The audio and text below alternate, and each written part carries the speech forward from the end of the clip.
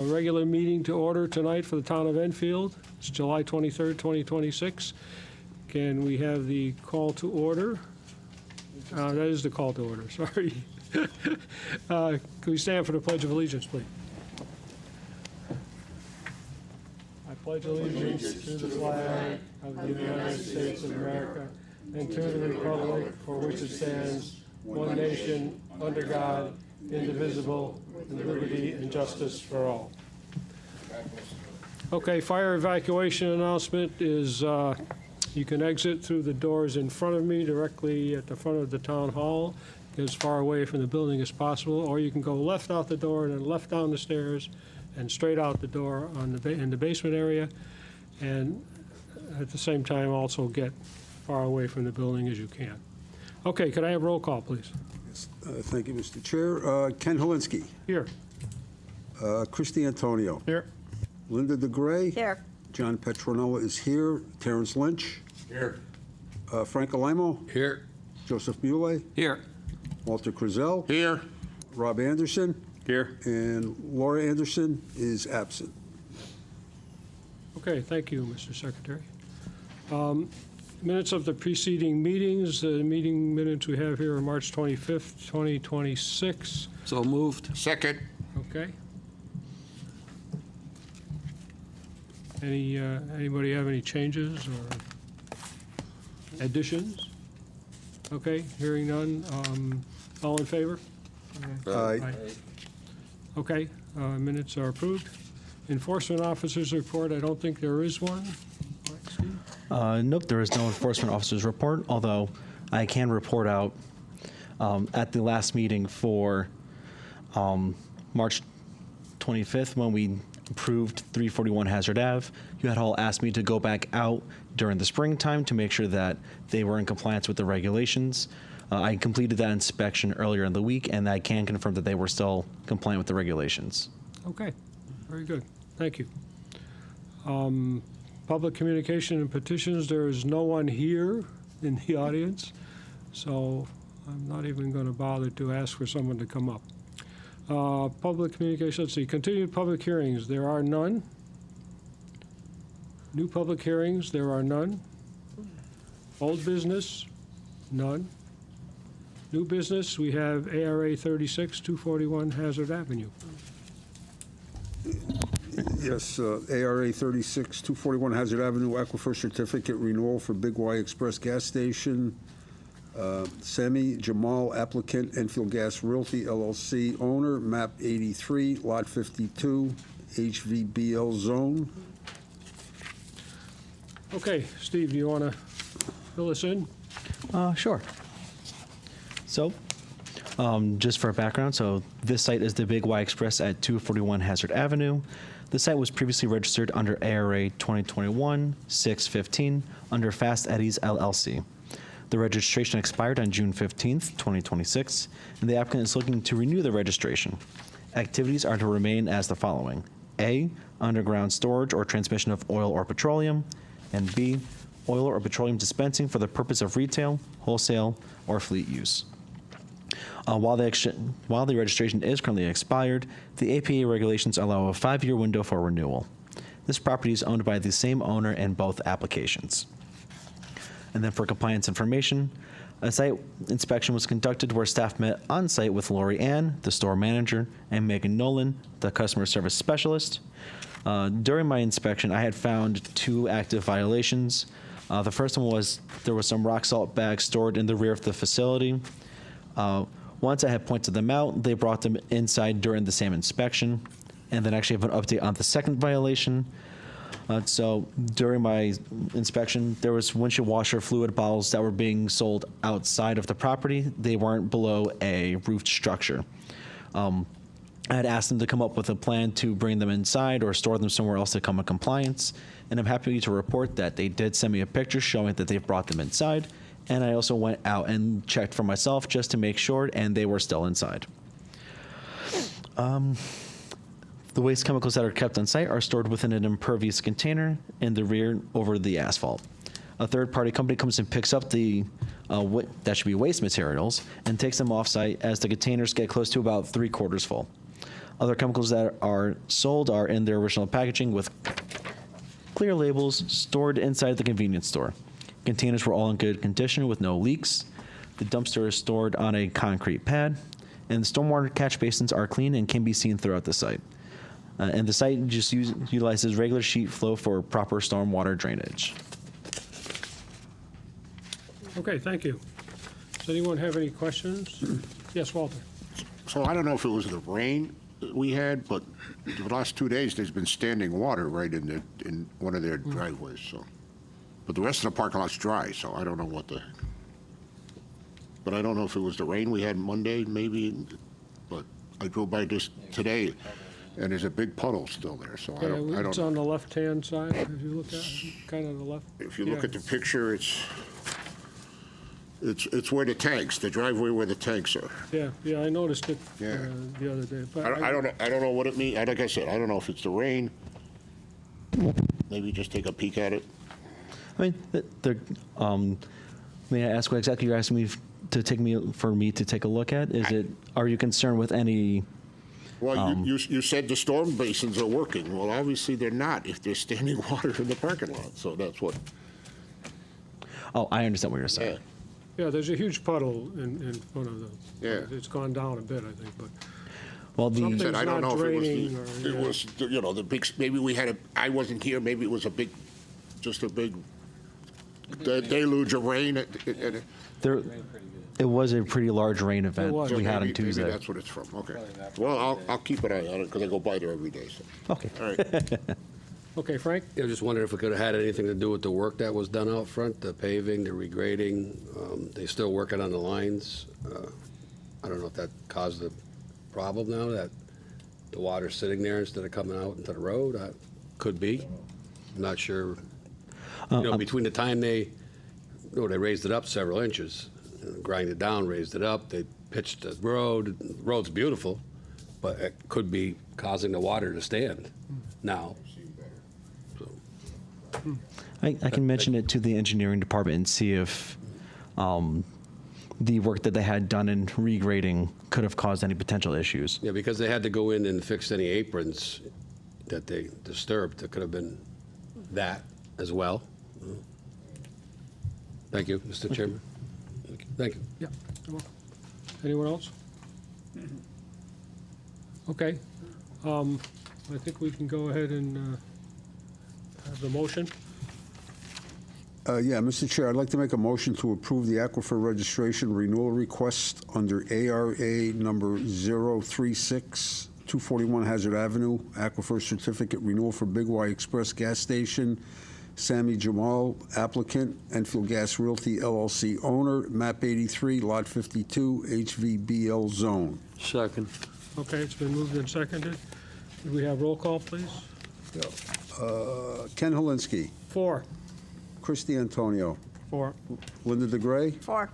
Frank Alamo, 4. Joseph Muley, 4. Terrence Lynch, 4. and John Petronella is 4. 7-0 approved. Okay. Motion is approved. Make a motion to adjourn. Second. Okay, it's been moved and seconded. All in favor? Aye. Okay, we're adjourned.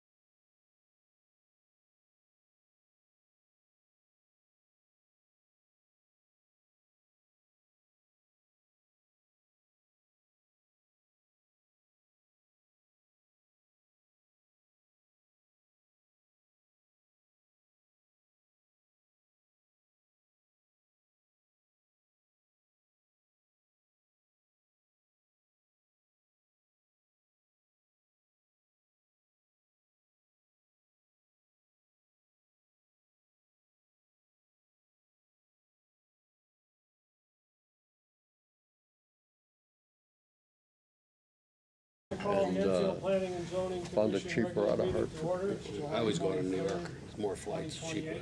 Out of, Please cheaper stand out of for the Pledge Hartford of Allegiance. for this one. I pledge allegiance To the flag of the United States of America, and to the republic for which it stands, one nation, under God, indivisible, with liberty and justice for all. Okay, is there a town attorney? Oh, we have a roll call, please. Yes, thank you, Mr. Fire Chair. excuse me, fire evacuation first. Okay, go ahead. Okay, all right. No, not yet, not yet. And is your mic on? What's that? Is your mic on? Yes, it's on. Can you hear me? Okay, so I'll make the fire evacuation announcement. If, in case of fire, you go behind yourselves where you sit there to my front and get as far away from the building as you can. Or the alternate exit is to my left, down the door, down the basement and out, and get as far away from the building as you can. Could I have roll call, please? Yes, thank you, Mr. Chair. Ken Helinski, Here. Christy Antonio, Here.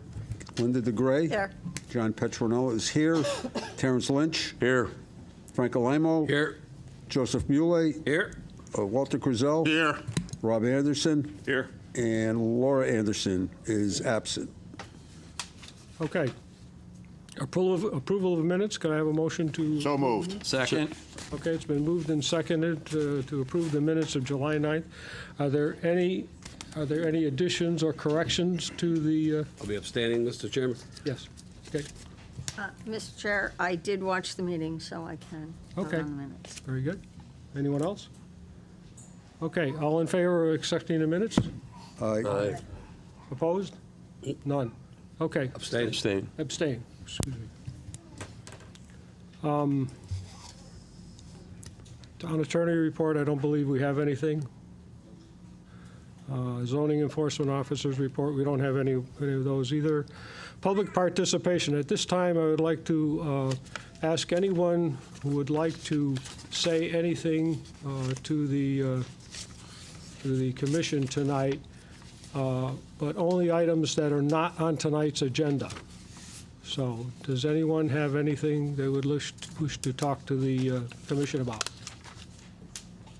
Does anybody have anything they'd like to speak to the commission about? I have to ask it 3 times. Does anybody have anything that they would like to talk to the commission about? Hearing none, we'll move on. Bond releases, I don't believe we have any of those tonight. Continued public hearings, none. New public hearings, we have PH 3151. Mr. Secretary, could you read the application? I don't have the legal notice, but I think I can put it together here. The Enfield Planning and Zoning Commission will hold a public hearing at the regular meeting on Thursday, July 23rd, 2026 at 7 p.m. in the Town Hall Council Chambers, 820 Enfield Street, Enfield, Connecticut, concerning the following application. Public hearing number 315164 Palumba Drive, application for additional parking lot and reconstruction of previous parking lot. Gale Toyota applicant, Michael Green owner, map 56, lot 18, BR zone. Okay, thank you. Gentlemen, would you like to come up and make your presentation?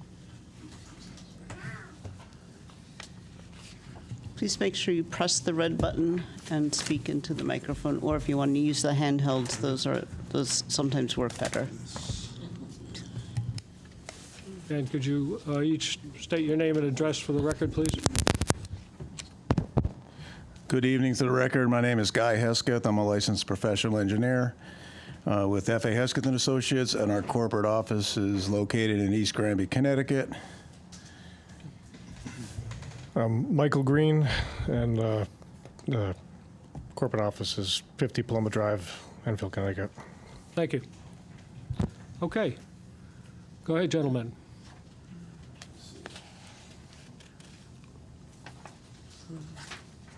Testing. There it is, there it is. Good evening. Can you hear me? Yes. I apologize for not having a more sophisticated presentation, but does this work here if I show you right here? Sure. Mike, can you hold that up for a second? Just, all right. So what we're proposing is to do some reconstruction and some additional construction on the 64 Palumba lot.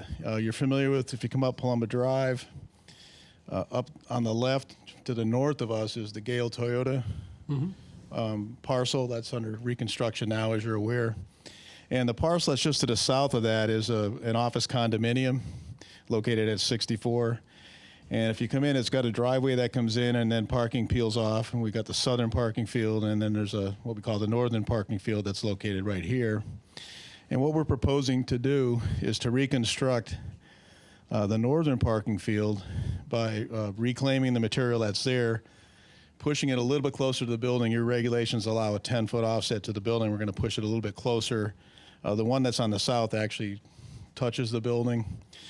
What that allows us to do is, pulling it a little bit closer, is we can reconfigure this parking here, incorporate some compact spaces, peel the parking so that it's a little bit further to the west, and that allows us to construct an additional parking field over here to the east of that. So what we propose for this parking area to the east are going to be a green paver parking area. And what that is, unlike conventional bituminous parking, this has a concrete open gap type of material, almost like a checkerboard, if you imagine, with open cells in there, and then you fill those cells with the pea stone, and the concrete itself sits on a base of crushed stone and sand material. And what it does is it allows the rainwater that falls on it to infiltrate in, similar to like you would have on a grass surface. So from a hydrologic perspective, it's called a pervious parking area as opposed to a blacktop, which is impervious. And then what we can do with that is we can delineate the line striping for the parking itself on there, and have a parking area and have a parking area expansion. And it'll be much softer than a typical bituminous parking area that you see. So the plan that I showed you previously, the master plan, shows the overall picture of what we're proposing to do. And then on the layout plan that you have before you, this is a more detailed plan. And this shows the parking lot, the new construction, which will consist of 9 by 18 spaces, which are your standard town spaces. And then we're going to put a number of compact spaces in on the opposite side with the full 24-foot aisle between them. And the new parking area will be mostly 9 by 18 spaces up along Palumba, a few in the back here, and then a few 5 compact spaces. If you notice on the plans, they're labeled standard spaces with the S. We got 9 standard spaces, 12 compact spaces here, 5 compact spaces, 4 standard, and 11 standard spaces there. And then we're going to have interconnectivity between the paved area on the 50 Palumba site and then the existing drive that comes in from Palumba itself. Now, your regulations also require that we have landscaping and trees, a treescape, depending on the number of parking spaces. We present those on the layout plan, the landscape plan, which you have as part of our package. And what we propose to do there is there's 2 beautiful trees that are out there at the end of the entrance drive right now. We're going to leave those because they're nice trees. And we're proposing to put in some trees along the streetscape here, and then some internal trees in the parking area. The one thing we don't show on here, and staff has brought to our attention, is that there's some additional ground cover that we're going to be required to put in. We'd recommend that you make this a condition of approval. We'll work out the details with staff to have some additional ground cover put in here next to the building and other areas that are adjacent to that, similar to the landscaping that's out there now. There are some shrubs in this area. Some of town staff commented that it is a sightline issue when you're pulling out of the driveway. If you look to the north on Palumba, you don't really have adequate sight distance because these trees are there, or the shrubs are there. They're pretty high. We're going to call for removal of those shrubs. And since we're proposing a street tree right in the middle of those, that would work out pretty well. So we're going to take those out. We're also proposing to take the sign. The information sign that's there for that building is located essentially where we're going to put the entrance, one of the entrance drives here. So we're going to move that over a little bit to the east here, and replicate the ground covers that are around that sign itself. That's part of our proposal. There was another comment that town staff had about the total number of parking spaces and do we have enough ADA parking spaces on the site. Whether these parking spaces will actually be utilized as part of the operation of Gale Toyota or for this office park, we anticipate primarily for Gale, but we'd like the option for these also to be used as part of the condominium association. With that being said, we are one short for our ADA parking space, but we're going to propose to redelineate and make 2 ADA parking spaces here so that in the aggregate there'd be 3 for this building, which would meet the ADA requirement for this entire site with the additional parking that we have. And that will not cause any loss in parking because we can simply just redelineate this. The new building code now allows you to share the crosshatching between the ADA spaces. So we'll have an 8-foot space, an 8-foot crosshatch, and an 8-foot space. So we'll meet those requirements. So on this plan, we do have the details of the landscaping that we propose, a landscape schedule. We're looking for plane trees along the road and locusts in this area here. The soils are sandy out there. These trees do pretty well in that type of environment, kind of an urban landscape. Parking areas, we've had success with them over the years. The grading plan that we present gives you the proposed grading in the parking areas to make sure that the drainage will continue to drain. We won't have any ponding or puddling. This parking area here, we're going to match the existing grades that are there, drain everything to the catch basin that's located here. And in this pervious paver area that we're proposing, we're going to have it just grade slightly, like the land does now, towards the east and a little bit to the south. And again, because it's a pervious material, the rain will sink down into the soils. To verify that that's the case with the on-site soils, we did a number of test pits, and we've located those test pit locations on the plan. Essentially what we did is we dug down with an excavator down about 3.5 feet. We looked at the subsurface soils, and the subsurface soils that are there are very sandy soils, like you have in many parts of town, especially in the area that we're constructing. So there's no impediment for the rainwater to infiltrate into the soils. And we did some perk testing in there. Dig a hole, you pour water in, you measure how fast the water goes out. And literally it's measured in, inches per minute. You'd fill them up and you could actually watch the water drain down into it. So we do have adequate drainage for this area here. And because of the type of pervious pavers that we're using here, it replicates having a lawn type of condition in there, so there's no need to have any additional storm drainage structures or anything out there or storage capacity for that stormwater. It all works out pretty well. Now, we are located adjacent to wetlands. We went before your Inland Wetlands Authority, received a permit for that 2 nights ago, I think it was, Tuesday of this week. And another interesting fact is that we are in the freshwater brook watershed, and the magic number in this area is elevation 115. So if you're above elevation 115, you're dry in a 100-year storm. If you're below elevation 115, you're within what they call the base flood elevation, which means that you could have water ponding at that level. We're all aware of that when we drive down Palumba Drive after a big rainstorm. You can go through those areas. You know the areas that are below that elevation because they have ponded water there. All of our activities that were taking place are above elevation 115, so we have no issue with floodplain compensation, no impact to the floodplain. The FEMA map does show an area in here where we actually we're in the FEMA floodplain, but again, we're below the base flood elevation, and we've discussed this with staff. I think everybody's comfortable that there's no impact associated with that. On this plan, I also show soil erosion sediment control measures. There are some catch basins down gradient of our work. We propose to put silt sacks in those, which are inserts in the catch basin that capture any sediments that come in.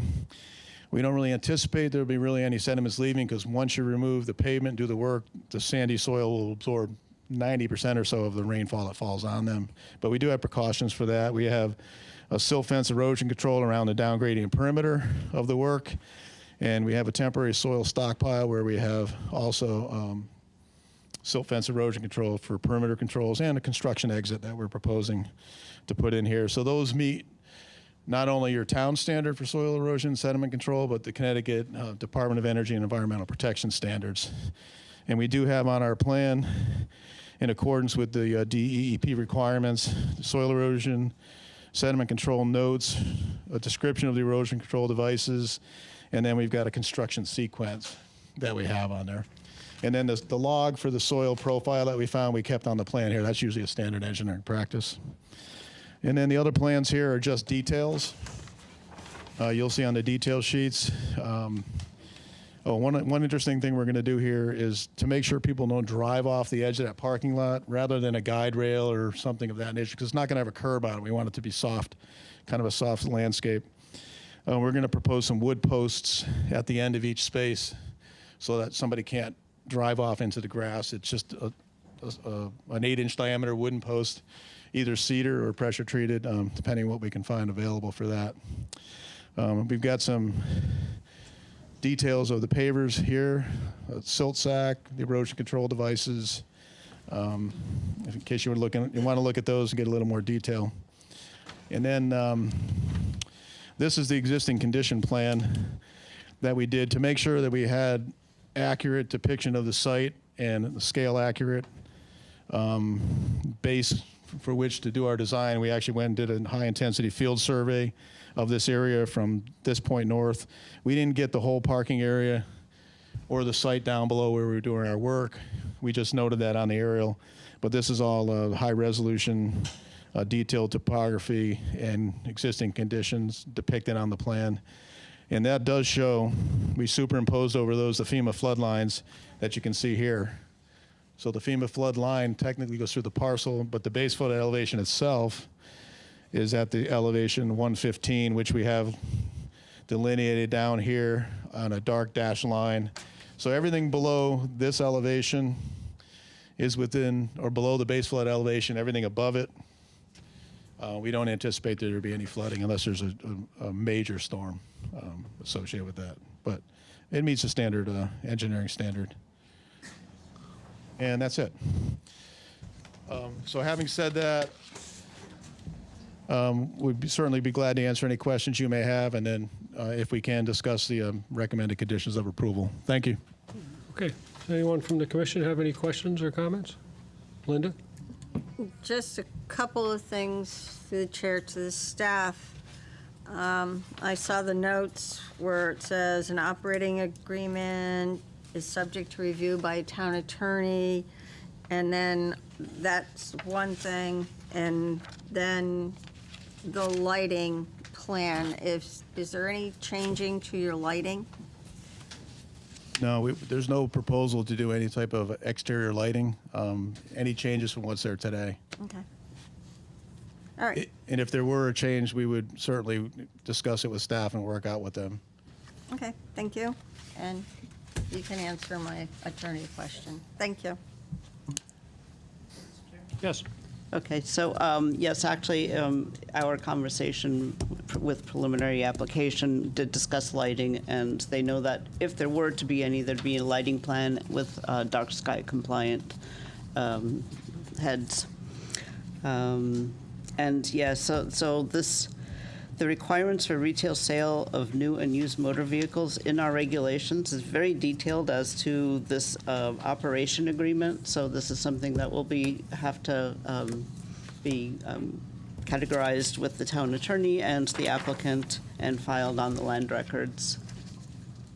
Okay, so we don't, and just a follow-up question, we don't need to put that as a condition of approval? No, it's already a condition of approval. Oh, okay, just making Yeah. sure. All right, Yeah. thank you.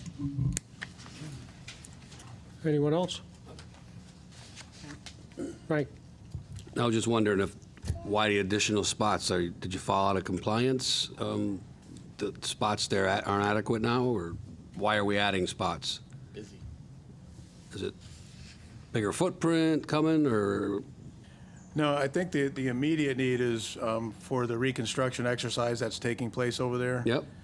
This will allow, have parking built so that there'd be an additional area for vehicles to be displayed. And then the parking at 64 has been picking up recently, and there's a need for having parking for both facilities, actually. Right. But this is going to be for 64, right? Well, and, yeah, there'll be overflow for both parcels, 50 and 64, to utilize this. Okay, so 64, you're not anticipating an additional occupancy load in 64? No, no. Okay, it's been like that forever. I mean, Yeah, since- it has, and it fluctuates, depending on the What's in tenant. there, and- Yeah, what's in there. When it's tenanted out, Yeah. the parking gets utilized, and if you I'm look gla- over at aerial photos, you'll see from several years ago, it would be Yeah. lighter than certain times. I'm glad you're moving that strip, because you can't see when you're going south coming out of the Yeah, parking it's- lot. Yeah. They That- need to- thank they you need for to be- that. They need to be cut down. Thank you, Mr. Chair. Sure. Anyone else? A couple of questions. Could you just describe the access to the parking? It looks like there's a driveway that's going to go direct to 50? Palumba? Yes. So I can see that on kind of the northern edge. And then the southern edge will have access to the driveway for 64? That's correct. Okay, so you've got both sides covered. Yeah. Okay. Also, the extra parking, it said you're proposing to lease the area for parking of storage and display of new and used vehicles for sale. So is it going to be only vehicles for sale? Or will you have employee parking there as well? We anticipate it'll be a combination of Okay. probably employee parking and vehicle inventory Okay. that would be there, All right. depending on the immediate needs. Okay. All right. Similar to the areas that they have there now. Okay. Okay. All right, anyone else? Okay, I'm going to open up this public hearing to the public. Does anyone from the public wish to come up and state any kind of statements for or against this particular proposal? Would anyone like to come up and speak for or against the proposal? Would anyone like to come up and speak for or against the proposal? Don't hear any. Any other questions? Anything else, Lori, from you? Good? No, unless you have questions, I Okay. think it's, Yes, the Walter? staff report states it all. So 64 is the condo, and there are tenants in there that whatever, I know there was a doctor my daughter went 2 years ago, but I haven't been there for years. Yeah, so those are all staying, but you're going to build the additional spots in the front for your use and their use, is what it, It would not be exclusively for Gale Toyota. It would Yes. be, yeah, a reciprocal agreement so that they'd be a shared scenario. just for overflow for you guys to, Yes. okay. All right. Okay. Okay. Mr. Chair, Yes. just to comment, there's currently adequate parking for the tenants in 64. Okay. So, and if anything, there's more parking there than they typically would use. So this is just kind of a fail-safe for the car sales in case, because they are under construction, and Yep. there's a lot of stuff going on, and they just need to get a little bit extra spaces. Frank first. Just one more, so it's clear, Gale Toyota owns the condo too, right? Same owner. It says owner Gale Toyota. You guys own the complex, no? No, Gale Toyota owns 50 Yeah. Palumba, and there's an association that is the entity for the 64 Palumba site. Yeah. So we got applicant Gale Toyota, property owner Gale Toyota. For 50 Palumba. For 50, 64. Okay, you got it on the same page. Okay. The association. So that property is still two different properties, that's why you're getting the agreement? Yes. That's correct, yeah. Okay. Yeah. And we have a letter of authorization from 64 Palumba, the entity that's the managing entity, whatever you call Yep. it. That's Yep. part of the record. So they've given Michael authorization to make application on their behalf. And that's going to be one of the conditions that we've seen in the package, the agreement letter. Okay. No, when you look at it real quick, it's like, wait a minute. Yeah, we do need Buy to, it. we do need to have a cross reciprocal agreement Yep. to allow access and shared parking with that, and that will be manifest now, once this board acts, Yep. and our attorneys will take care of that. Of course, working with staff and the town attorney to make sure that it meets all the Understood, yep. requirements of your zoning regulations and Yeah, I just- Connecticut state statutes. And Just because it's all kind of clumped here, just to make, wanted to put that out there, but Yep. I didn't know if you had purchased the other building or not. Okay, thank you. Okay, Walter? So, a few years later, when your construction's all done at 50 Palumbo, this lot this is permanent. This isn't a temporary thing. This is a Yeah, we permanent- would not propose removing it upon completion of the construction. Okay. Okay, that's all. Okay, anyone else from the commission? Okay, I'll accept a motion to close the public hearing. Motion? Okay. Moved by Joe Muley and second. Mr. Chairman, Yes. if I may, before the hearing's closed, we did look through the conditions of approval, and we'd like to have consideration of relief from one of the conditions here. I'm not sure that it's within the purview of the commission, but site-specific condition number 6, there's a recommendation that 10% of the stalls for new construction be required to be EV compliant. And I think at some time in the future, there may be a need for that, and both the condominium association and Gale Toyota may want to do something like that, but we would like to not be able to be required to do that immediately. I know there's on the state level, there's It's a requirement. some statutes that are requesting or looking to have owners do 10% for certain commercial entities and stuff like that. My understanding is that there's, because of the requirement to get power to allow these facilities, that the infrastructure is just not available at this time. So we would like relief from that if that were a condition of approval, to not have to install that immediately. I believe that's a requirement, right, Lori? Yeah, Mr. Chair, yes, that is a state requirement. However, I think that we get by this by just adding per building official at the end of that sentence. So it'd read, number 6 would read, 10% of stalls for new construction will be required to be EV compliant per building official. And let them figure out whether or not the state requires it or not.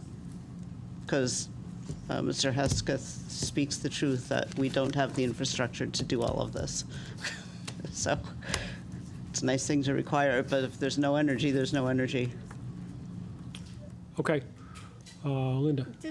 This just brought up an idea, because they are required, and they are putting EV stations per their construction, and wouldn't they just have to add 2 more of these stalls where they're already putting their EVs? I'm just asking that question, but that's up to the building official. Exactly. It's not a planning issue, but it is a state issue, and the building official oversees that. All right. So I would just leave it up to the building official. Okay. If they're required, he'll make them put it in. And a lot of times what they're doing is just making them put in the conduit and nothing else. Yeah, all right, thank you. Frank? So, yeah, thank you. That's what I was just going to say. On their initial approval, we just asked them to run the conduit for what you're doing right now at the Gale Toyota, if you remember correctly. I think I remember that. This came up on your application for what you're doing now. We said just run the conduit and bury it and put a handhole or a junction box to get in it or something. I believe that was the approval. That's correct, yeah. That's right? Is that correct? Did I got a good memory? That's what we've got at 50 Palumbo. yeah. Right, and I think, I don't know if what the board, everybody feels about that. But that's what we had them do it. Well, I believe the state changed it because everybody's infrastructure can't handle all these EV things, but they're asking you put in, you lay the conduit and bury it. Right. That's supposedly good enough. And that's what we had agreed on your application for what you're doing right now. But that's up to the board. I mean, I just want to throw it out there, 'cause I thought I remembered that. Okay, John, did you have a? Yeah, just a quick question. This says, 10% of the stalls for new construction. Is this new construction, or is it renovation, or what This is is it? a new construction of a parking lot. So I believe that it falls under that, but again, I think if we just leave it up to the building official, they'll make the Okay, appropriate. so we're just going to put it off to the building official Yeah. Yeah. to see if. Which is it's- not really the normal way to do things, but he's the one that's going to If he's going to require it, they're going to have to do it. Yeah, Okay. Otherwise, he won't issue the permit. yeah. But are we going to do Yeah. the conduit in place of the, because he's asking for relief Just- on a condition of approval. That's not up to us. We're just let the building official make the decision whether or That not we're it gonna actually add has to to the be a condi- lot. We're going to add the Okay, we're condition. gonna add that to the Per the condition. building Okay. official's That cleans it up. requirements, yeah. Yeah. If not, we put it on the condition. Yeah. That good for you? Yeah, I think so, Frank. Okay. It's been moved and seconded that we close the public hearing. We just need to vote on closing it. Okay. Yep. Can we, You had a first and a second. You Okay, we'll didn't- just do, You didn't take a vote. show of hands? Yeah. All in favor? Opposed? Okay. Motion passes. Now we can make another motion. Thank you, appreciate your time. Yep. Nope, we're not No, done. we're not Nope, done nope. yet. Sit down. That was We just the- closed it. Public hearing's closed, right? Public hearing's closed, yeah. Yep. Yeah, you can't talk anymore, so you can leave. Okay. Could we have the main motion, John? It's not really on. not a main motion. I've already seen it. No, it just says motion to approve. Motion to approve, yeah, it says motion to approve. Yeah. Anyway, I can read it. I do apologize. We had 5 packets to do last week. So,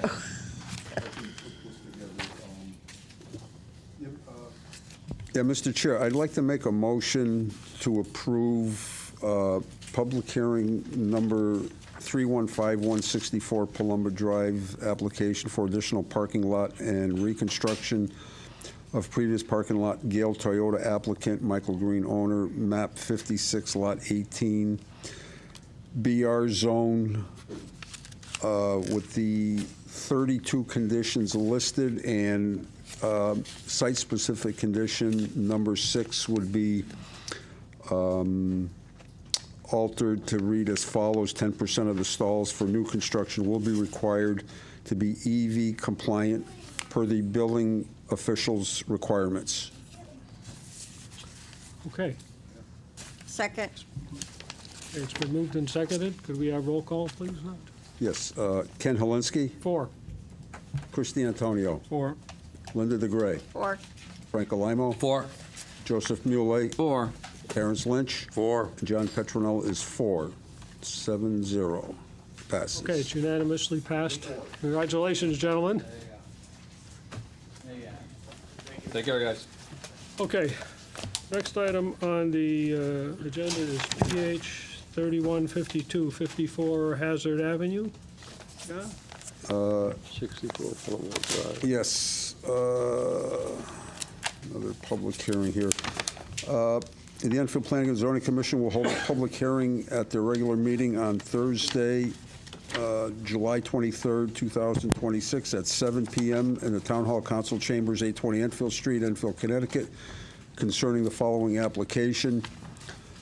Public hearing number 3152, 54 Hazard Avenue, application for special permit for a ground sign, Jeremy Waycott, Arnco Sign Company Incorporated, applicant, Russell Speeders Car Wash of Connecticut LLC owner, map 56, lot 26, BR zone. Okay, Good evening, Jeremy Waycott, Arnco Signs, 1133 South Broad, Wallingford. Here on behalf of Russell Speeders, seeking a special permit for a ground sign over at 54 Hazard Ave. It's the former 99 restaurant. We're seeking to replace a ground sign that was it's existing. There was a taller, small sign there. They're looking to put up a 4x8 monument sign at a 6-foot overall height. They have channel letters mounted to it, LED, very small sign. And that's about it. It's a pretty simple application. I know it looks like there's a lot in my sign package, but I'm really just here for this one sign. okay. Staff? what he said. Looks like a lot. No, That's a good- this that's it. this Yeah, truly short, is sweet. just for the Okay. freestanding sign, and Jeremy actually started doing the original review. Jeffrey, I keep calling him that. Jeffrey just started doing the review for this, and he also noted that there was a lot of different signage on here, and they're just here for the freestanding sign, which requires a special use permit. Okay, So it is what it is. It complies. okay. Linda? I've looked at your plan several times, and I'm still confused. Where is this sign that's being replaced? I'm still not 100% sure. Okay, so if you look at the site plan, Hold on, let me Beginning of my get to that package. page. Well, all right, it's here. Yeah, I'm looking at it. All right. so this is sign D right here. Hazard Ave is right here. Freshwater's over here. It's right on Hazard, about 32 feet from the road. So it's when you're already in the plaza. Am I correct? The ground sign will be 32 feet into the plaza, yes, in the grass okay. area. Yep.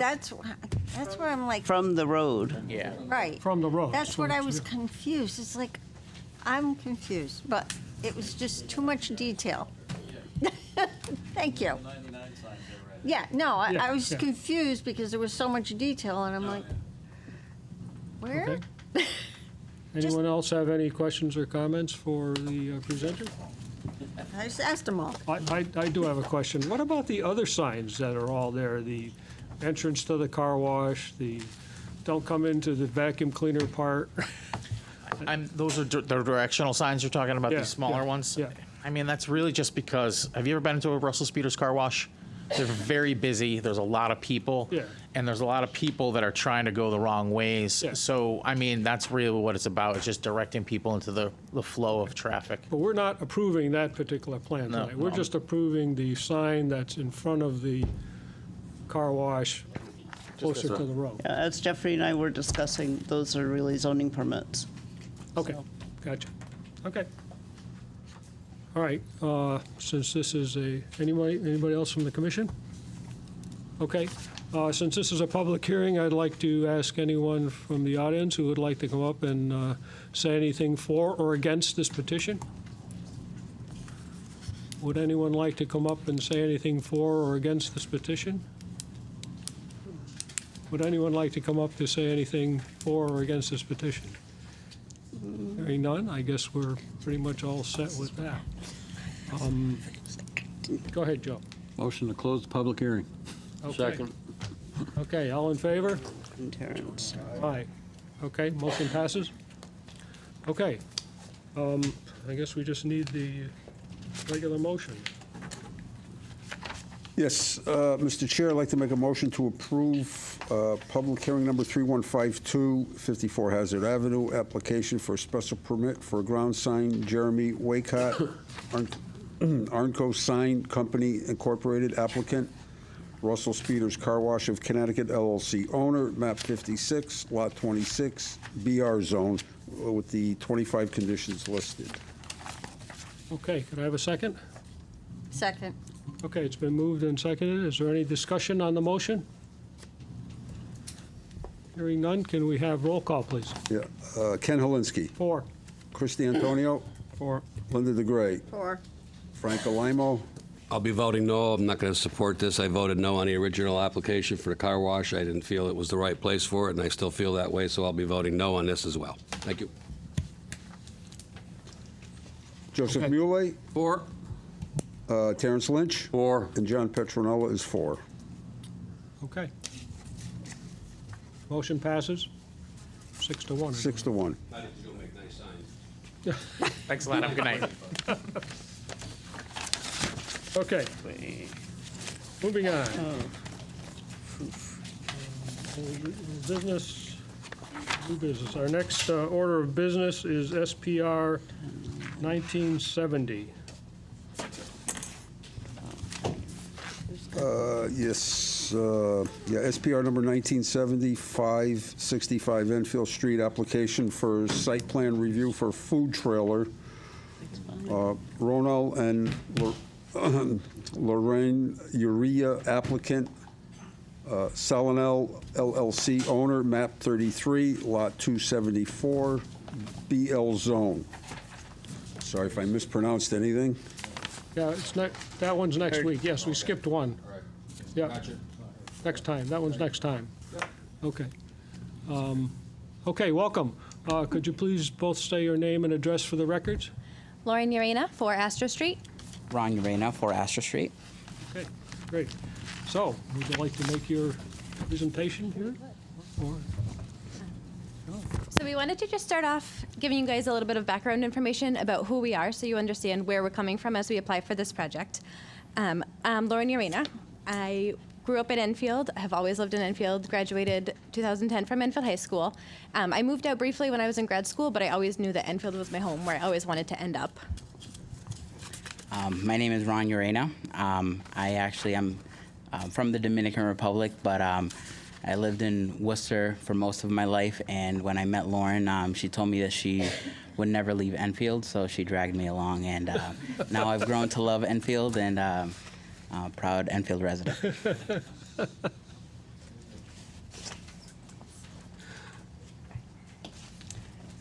So we're the current owners of Enfield Produce and Deli. It's located 565 Enfield Street. When we bought the store, it was only a produce store. We put a deli in there, and we put international groceries. We serve hot and cold food, meatball grinders, cold cut grinders, quesadillas, and we do catering as well. We do like fruit platters, veggie platters, and we're looking to expand to hot platters as well someday.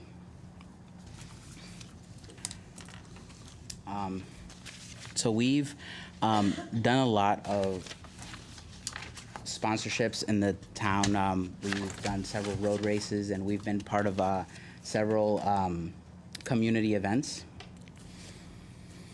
We also have invited different community groups into our store. So we've collaborated with the Family Resource Center to host field trips for their play groups. We've had students from Enfield High special needs class come in to do some job practice in our store, and then we've hosted groups for a nonprofit for children with special needs as well.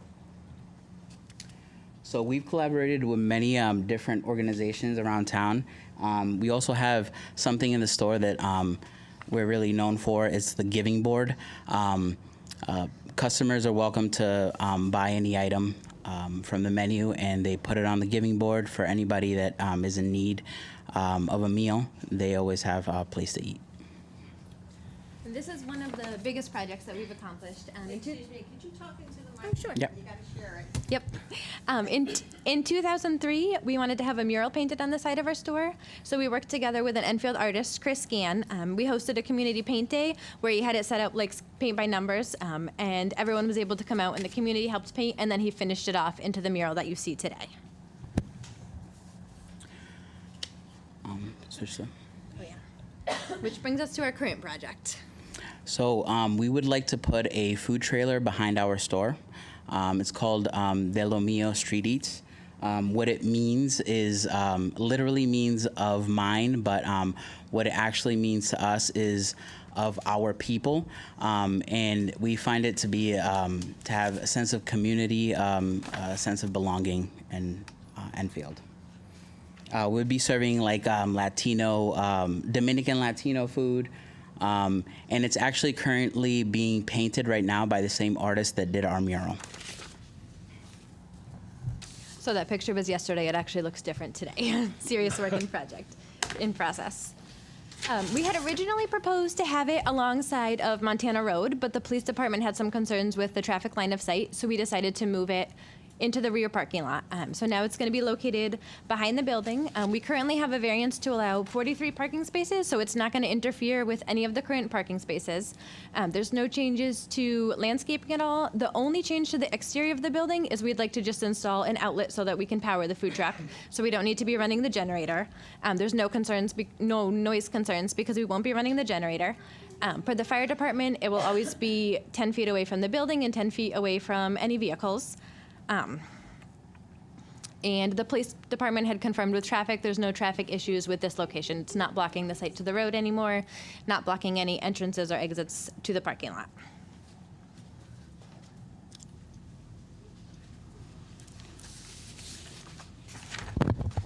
So we look to be serving Latino-inspired cuisine like empanadas, fried Latino foods, chicken and rice, specialty burgers called chimichurris, and a couple of breakfast items as well.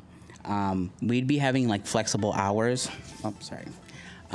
We'd be having flexible hours, looking to open 3 to 4 days a week, and you know, it'd still have the nature of a food truck. On rainy days or things like that, we might not open, or when we have events and we need to travel.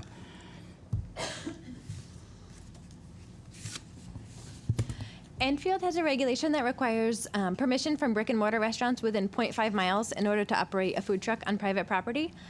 Of the 10 restaurants that are within 0.5 miles of our restaurant, the proposed location, 8 out of the 10 have given their permission. 2 of them have agreed verbally. 1 of them is in Florida, and 1 of them lives far away, so they haven't signed. They wanted to sign in person, but they verbally agreed, didn't have any issues with it. The 2 that have not signed, Peking Restaurant actually has not been willing to let us talk to the owner. We've been in a couple times. They gave us a phone number. We've called. I called using a Mandarin interpreter. I've sent texts. I invited them to come share their concerns at this meeting, and we haven't heard anything back from them. So we've made all attempts to get into contact with them. And Baco's Pizza as well, we invited them that if they wanted to come share any concerns tonight, they were welcome to, but they said they won't be showing up tonight. And we believe that the intention of this regulation was to keep outside businesses from entering Enfield and competing with local restaurants. The point of the whole beginning of our presentation to show you that we are not that. We are an Enfield business with deep roots in the community. We pay Enfield taxes and employ Enfield residents. We collaborate with Enfield businesses, support Enfield organizations, and participate in Enfield events. We would like to have our food truck, which is registered in Enfield and therefore pays additional taxes to Enfield, on the property of our store to serve our customers. We will not be serving pizza or Chinese food and do not believe that these 2 businesses should have the power to keep us from expanding our business. We believe that that should fall to you as the elected commission rather than these 2 businesses who happen to be located close to us. We also wanted to highlight the revitalization of Thompsonville project that's going on. We're located in North Thompsonville. We have a lot of customers that come walking to us from Thompsonville. So as the town is looking to beautify the area of Thompsonville, we think that this would be a good addition. It'll provide another walkable amenity, another cultural amenity that's there that there is no other Dominican Latino food that's in town, so that'll give people another additional food option. Yeah, we do believe that we're underserving the Caribbean Latino community. This is something that will remind them of home. Before today, we'd never actually been to a zoning meeting, so I watched a couple just to see, how does it actually go down? And one of the questions that I noticed comes up sometimes what would the hardship be? So if we were denied the proposal today, if we weren't able to have our food truck on our parking lot, we would still be able to open it at the town hall. It would just be less ideal because our team would not be able to work together as a team. We would not be connected to our base of operation. And it would be an additional hardship to our customers. If they wanted to come in to get lunch, to get chicken and rice and an empanada, they wouldn't be able to also do their grocery shopping or to get some fruit to go with it. So having it all in the same place on the same property allows our customers to be served with all of their needs in one place. And we don't feel that it would actually create any additional hardship to the pizza shop or the Chinese shop. 1, as we're not serving pizza or Chinese food. And 2, we're going to be serving the same customers, whether we're at Enfield Produce and Deli or whether we end up having the food truck at the town hall. The competition would be essentially the same. It's only 0.6 miles away. So it would be more ideal if we were able to have it at Enfield Produce and Deli. So last I shared the mission statement of your department. We believe that since you're tasked with protecting and enhancing the quality of life for Enfield residents, we believe that approving this proposal would put us in a position to do just that. We believe so far that we have served the community well, and we plan to continue doing so from our food truck as well. As we continue to grow, we can do more and more. And that is all. Okay. Thank you. That's it. Staff?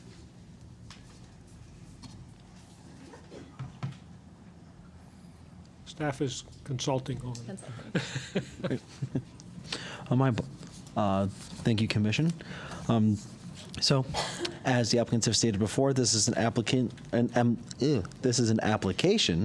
to operate a food trailer outside of the Enfield Deli and Produce Store at 565 Enfield Street. Again, there are trailers intended to operate 3 days a week, serving primarily breakfast and lunch. The hours of operation are intended to stay within the store's operation hours of 7 a.m. to 7 p.m. As mentioned, the trailer will be brought to other locations for events such as farmers markets, sporting events, and others in and around Enfield, subject to required permits. And I was not aware of the change of potentially adding the outlet to the outside of the building, but that is more of a building permit requirement as opposed to a planning and zoning building permit requirement. So if they were to add the outlet on the outside, that would go through the building permit process. At this time, I would like to address some of the staff comments from the staff memo, as there has been updates since then. So starting with the traffic staff comments, originally they had concerns with the trailer being parked on the side of the road. We had related this to the applicants, and we had sent a couple emails back and forth between planning, traffic, and fire department. With the new location, the traffic did not have any concerns with the trailer being located in the rear of the building, as long as there was no fire lane over there. And the fire department confirmed that there was no fire lane required for the back of the building due to the width of the parking lot. The health department also commented that they have no concerns and that the food trailer will be under plan review with the health requirements when they go through their permitting process. And then as far as the planning and zoning side of comments, they addressed the location issue that I also had the safety concerns with. But at this time, they are still missing 4 of the permission letters. As they had mentioned earlier, 2 of them were verbally agreed, but we still don't have those written letters of permission, being, I believe it was Subway and Dunkin' Donuts. And then we are missing 2 others, being Peking Express and Baco's Pizza. And that's currently where we sit. Okay, does anybody on the commission have any questions or comments? Linda? I do have questions of the applicant. First off, thank you for all you're doing for the town. It's much appreciated. Secondly, I don't understand, since you already provide hot food inside your deli, what the need is for this truck. I was sitting here when we wrote these regulations for food trucks, and what we're trying to do is protect the brick and mortar restaurants. So help me understand, why can't you serve these same foods inside your brick and mortar deli that you have this need to go outside? Help me understand that. You gave me a list. I've been in your deli. I've seen your food. So I know that you have hot foods. Why you need this additional truck outside? It doesn't. So on the inside, we're limited to already cooked foods because we don't have the necessary hood or grease trap, and we want to be able to fry things, particularly empanadas. It's always been a family specialty of Ron's. His mom makes the best empanadas, and the world loves empanadas. You just suck it up to your mother-in-law. She actually, to be fair, she doesn't understand that much English. She probably has no idea. So that was one of the big things that we wanted to be able to fry, and people always come in asking for fried different things, fried empanadas, fried all the balls, potato balls, yuca balls. So frying was the biggest thing. And then we like being out in the community. We like being at events. We want to be able to, the 4th of July, I think our trailer's actually too big, so we would still need to do a tent there. But to be out at other events, we collaborate with people that work with the football team, with the softball, Enfield softball. I understand. You're So very we wanna be out there. community-oriented. So but when I we just have our couldn't truck, we can understand be there. The understanding, the one thing I couldn't understand is if you have hot items, why you need a truck. Because it seems, you're saying there's no Ability to Latino fry. foods, but there's one right down the street here, and then there is Caribbean food right across the street here. So I just need to understand this need that you want this outside, and you've explained that. Thank you. Anyone else? Frank? Through the chair to staff, so I'm wondering how we could move forward and approve this. We're missing 2 letters. We have 2 verbals. The 2 we're missing, they don't serve Chinese or pizza. So I'm wondering if there's anywhere in our regulations that we're able to move forward with this application. Currently not at this time, as the regulations do require us to get a letter of permission from the food establishments within a half-mile radius. While we may not be able to give an approval tonight, I also took a look into our statutory timelines to see where we fall if we were to continue the hearing. Since this was received on July 9th, 65 days, which is the end of this statutory timeline, brings us to September 12th. Since we do not have any meetings in August, our next meeting would be September 10th. And so if you chose to continue this application, they still do have some time within statutory time limits to potentially get the rest of the letters of permission that are required by the statutes or by these regulations. So it sounded like to me, by the testimony by the applicants, that it didn't seem like Bosco's, or Bosco, I guess it is? Bosco's, or not Bosco, but God rest your soul, Joe and Charlie. The tone sounded like they weren't going to give them a letter. So if that is the case, I'm not saying it is, that means this application won't move forward because of one pizza place half a mile down the street? So they won't give them a letter? Potentially. However, there's about a month of time in between. Maybe they can work some magic, and staff, we can work with the applicant to think of other potential ways to allow them the food truck. As they mentioned, there are other food truck locations that have been pre-approved around town. They're more than welcome to have their food trucks at those other locations. Or we can also talk with the applicant about maybe potentially the text amendments. They could always potentially apply for a text amendment to make it a little bit easier to grant them the food truck. So how much more room do you, it's half a mile, right? So how close are you to Barco's? To Baco's is like the very end. So what if you move the trailer 10 feet? It's a half I'm mile. just trying to help you. I appreciate it. Commissioner Lamo, it's a half mile from the property they're putting the The property trailer on. lines? Correct. All right, well, I'm just want to get it out there so we can figure out how to make this happen. Thank you, Mr. Chairman. Okay. Thank you. Walter? Well, hopefully Baco is watching or will watch, but sign the letter and get it over with. I mean, they're not gonna impede your business at all. They're not serving pizza. There's nothing. Whoever wants a pizza is still gonna go get your pizza. So, and then about Peking, too. I mean, the owner may be over in China for all we know. I don't know. I mean, so why would that hold them up? I mean, there may not be an owner here. It's ridiculous. You got 8 out of 10. I think that should be more than enough. As mentioned earlier, we can work with the applicant for maybe with a potential text amendment that they can apply for to help make things a little bit easier for their future food truck. Well, like she mentioned, this was set up for out-of-town food trucks.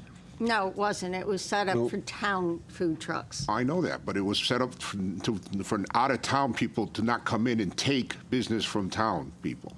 There were people in town that owned food trucks that were parking them within a radius. So, yes, we're protecting this brick and mortar. I think this is a special case, so. Yeah, I mean, as far as like what you're saying, Walter, about special, I'm on the same page as you, I think, because I think this very firmly meets the intent of the law, which is obviously protection of the brick and mortar restaurants, brick and mortar establishments. They are a brick and mortar establishment themselves, not a restaurant, but a takeout food. So they have a full right to do that. And I mean, to me, it's apparent they're expanding their use of of food to include takeout and basically expanding a kitchen, and it happens to be on wheels. So if this wasn't on wheels, if this was in addition to the building, there would be no issues to it. They already are a food establishment that is granted as of right.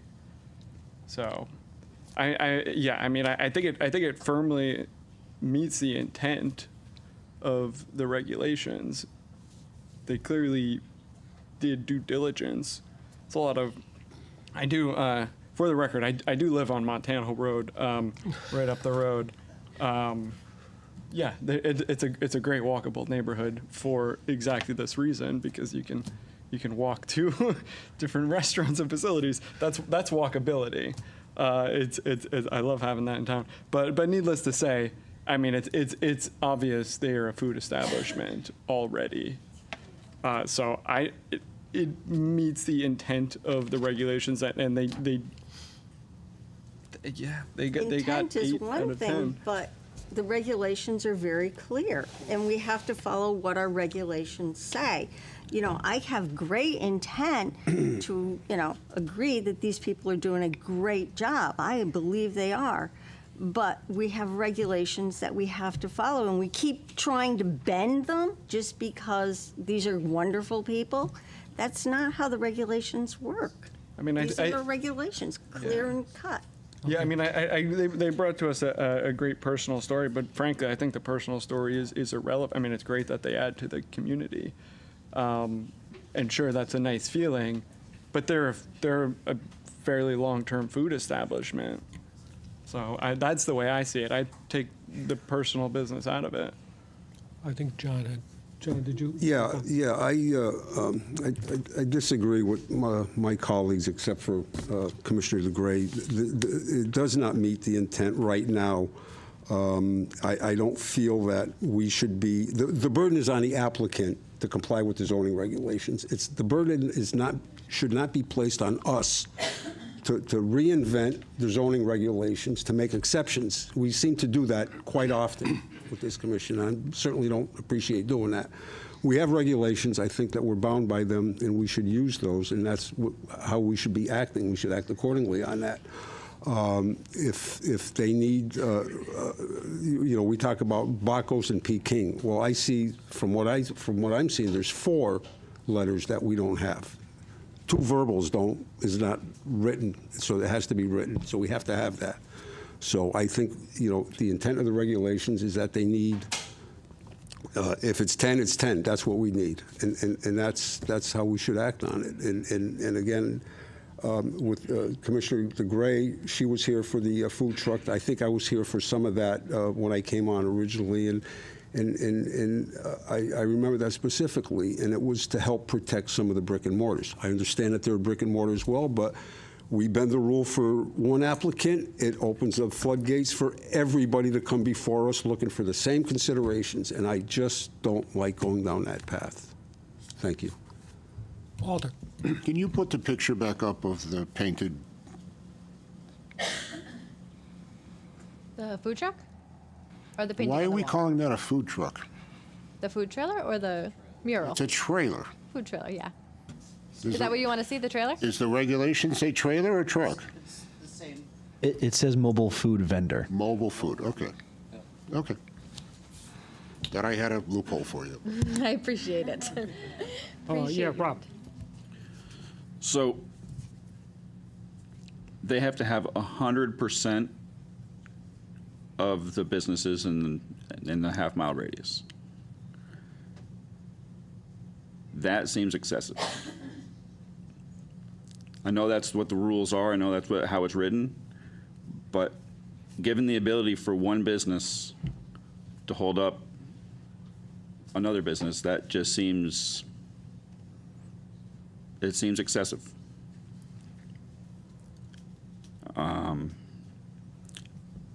Look at the audience.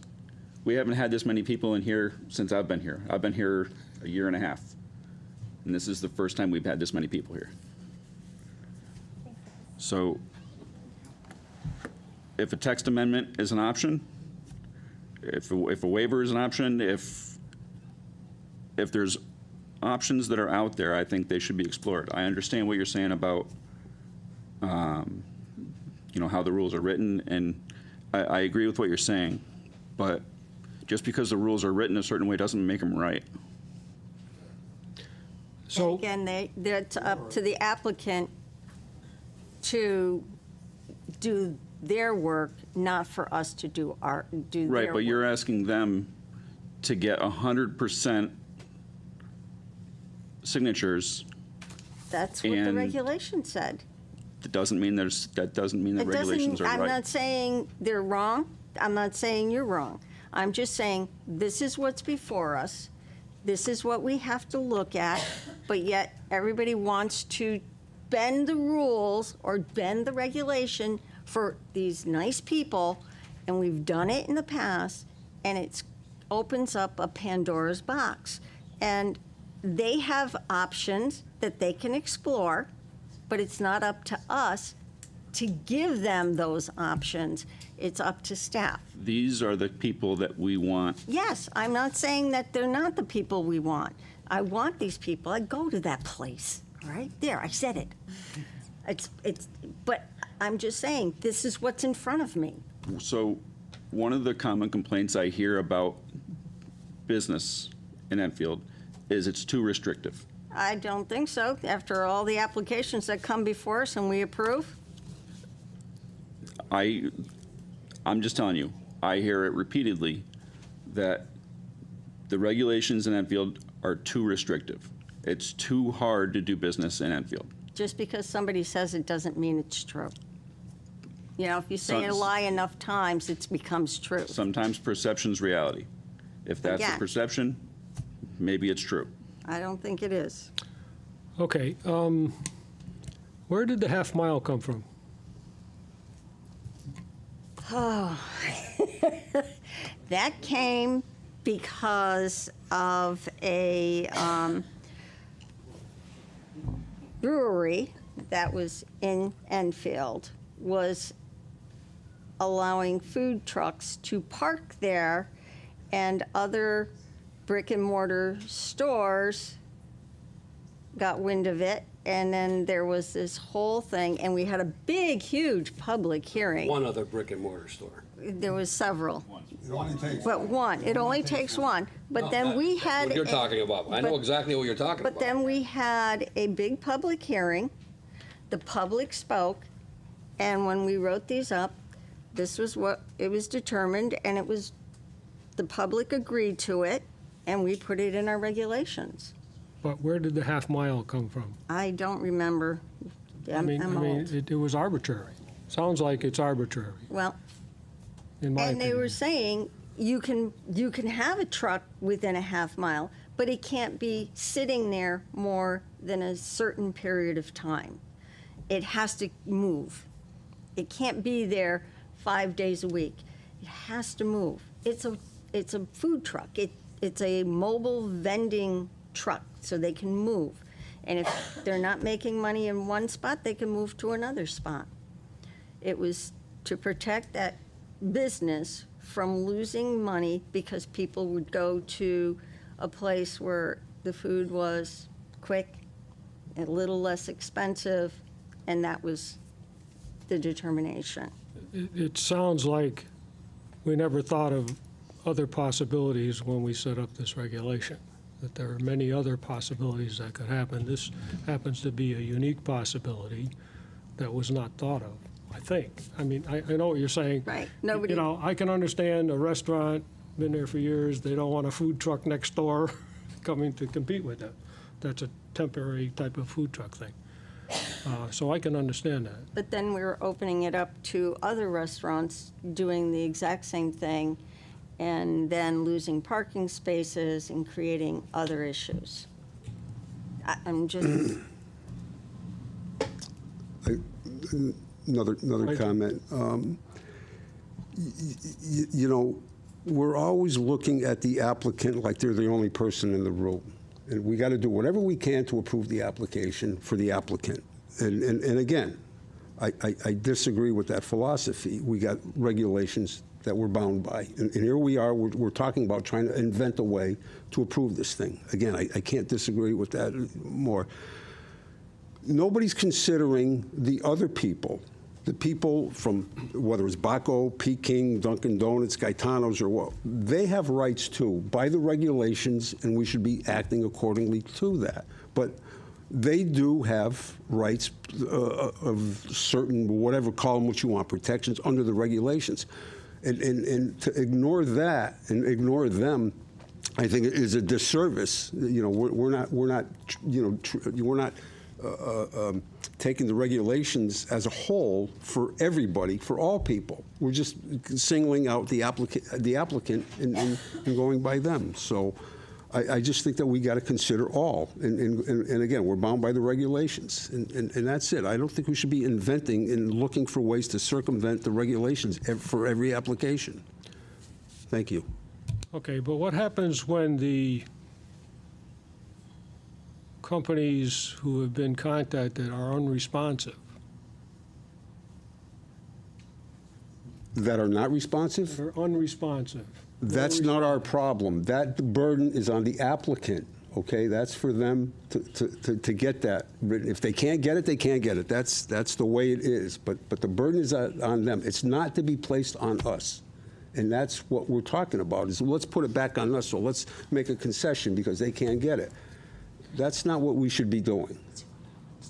That shouldn't be within our purview. Commissioner, if I may. Yeah, go ahead. So just kind of lay things out. So as things are tonight, an approval may not happen because we are still missing those 4 letters of permission, being from such as, what was it, Baco's Pizza, Peking, whatever, and the other 2. But what we can do is we can, in the meantime, the applicant can, and I believe they have already submitted a food truck application to vend in other locations around the town, so that they can still utilize their food truck in other ways that are already allowed through the regulations. And we can work with the applicant, especially as we're currently working on redoing the zoning regulations from cover to cover. Because this is clearly a new situation that wasn't considered when the regulation was originally written. So we, as the PZC Commission, as well as town staff, can work together to figure out what would be a more appropriate regulation for situations such as what we have here today. And also, in the meantime, if they would like to put in a text amendment to kind of help push forward the process, they are more than welcome to do so. So no approval tonight doesn't necessarily mean that it's a stop-all, end-all.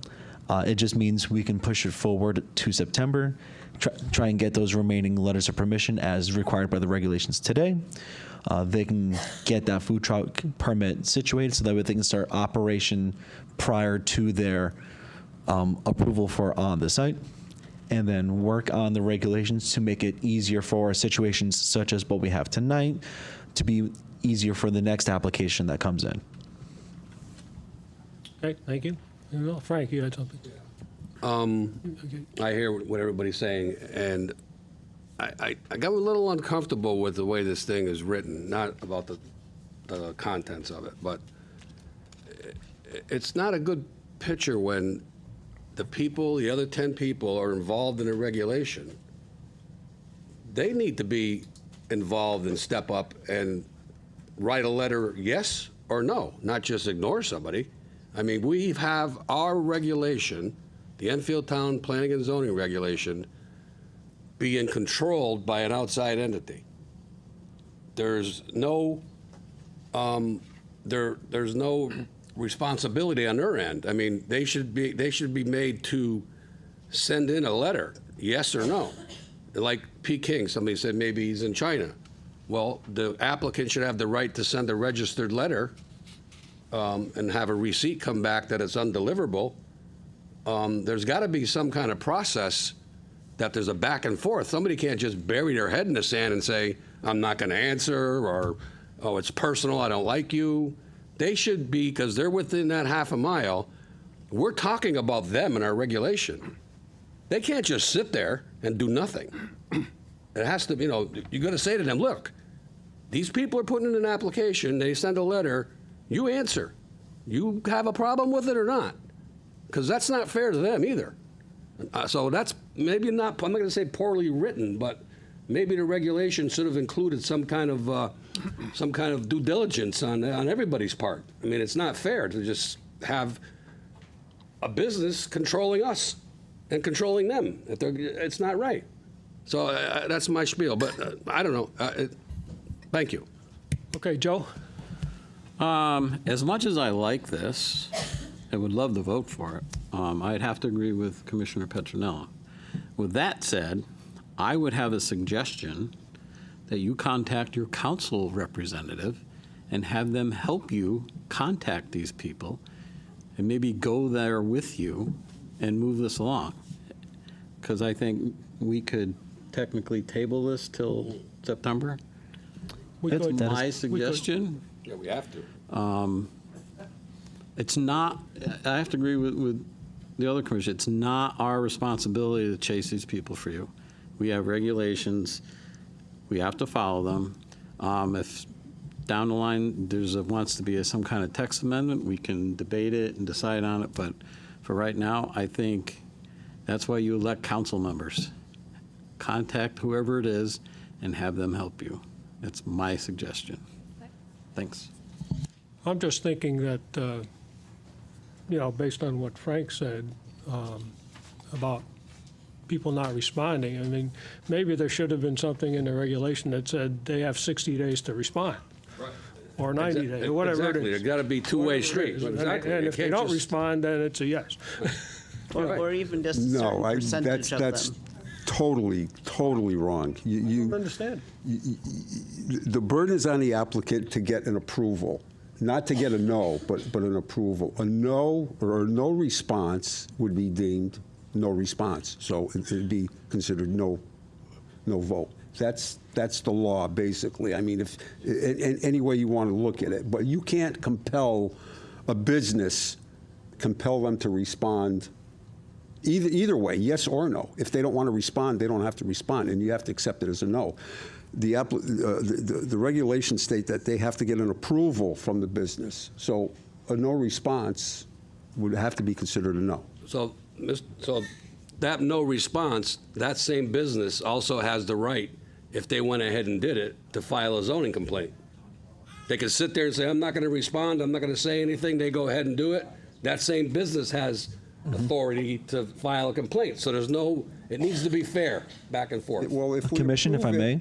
Without approval from one of the 10, they can come after us and say, why did you approve that? Right, but they need. I didn't give it permission. No, I agree, but they have to say yes or no. I mean, not just say nothing. Staff Nothing has is a a no. comment. Steve had something to say. Not to disrupt the conversation, but it sounds like we are losing the topic at hand. We're talking more about potential text amendments. We have stopped talking about the application that is before us tonight. And so it may just be in the best interest of, the applicant's own considerations as well as everybody's time to move forward with what the commission would like to do tonight. I make a motion to table. Wait a minute, Walter had a comment before you did. I think Joey. Oh, that was your comment? Okay, all right, okay. 1978, 565 Enfield Street to our next meeting. Second. Okay, all in favor? Aye. Aye. So it's tabled. Thank you all. Continued on. Thank you. Okay, thank you very much for your presentation. Obviously, you're very You brought us a lot to think about. community-oriented. We're very happy. And, unfortunately, this was not a public hearing, so we don't have a means to have your supporters speak for this particular item tonight. But it's pretty obvious you've got a lot of supporters, so. Let's hope some of the people we were discussing watched this tonight. Thank you. Thank you. Thank you. Okay.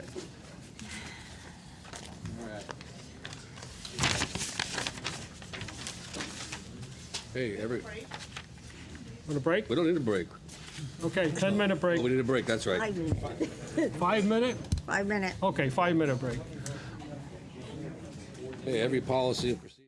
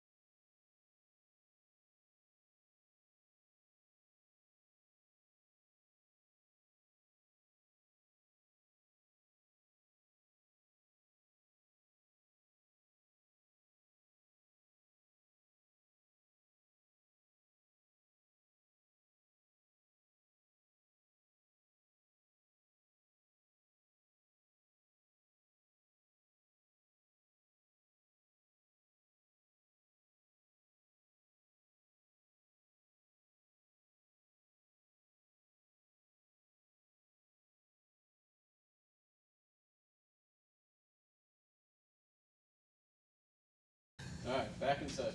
Thank you. Okay, next. Where are we? Next order of business is 12B, SCGS 824 referral, sale from town council for the sale of 17 Burnham Street. Yeah, Mr. Chairman and Commission, this is 824 referral from the Town Council for the sale of 17 Burnham Street. It was a blighted property that was foreclosed on.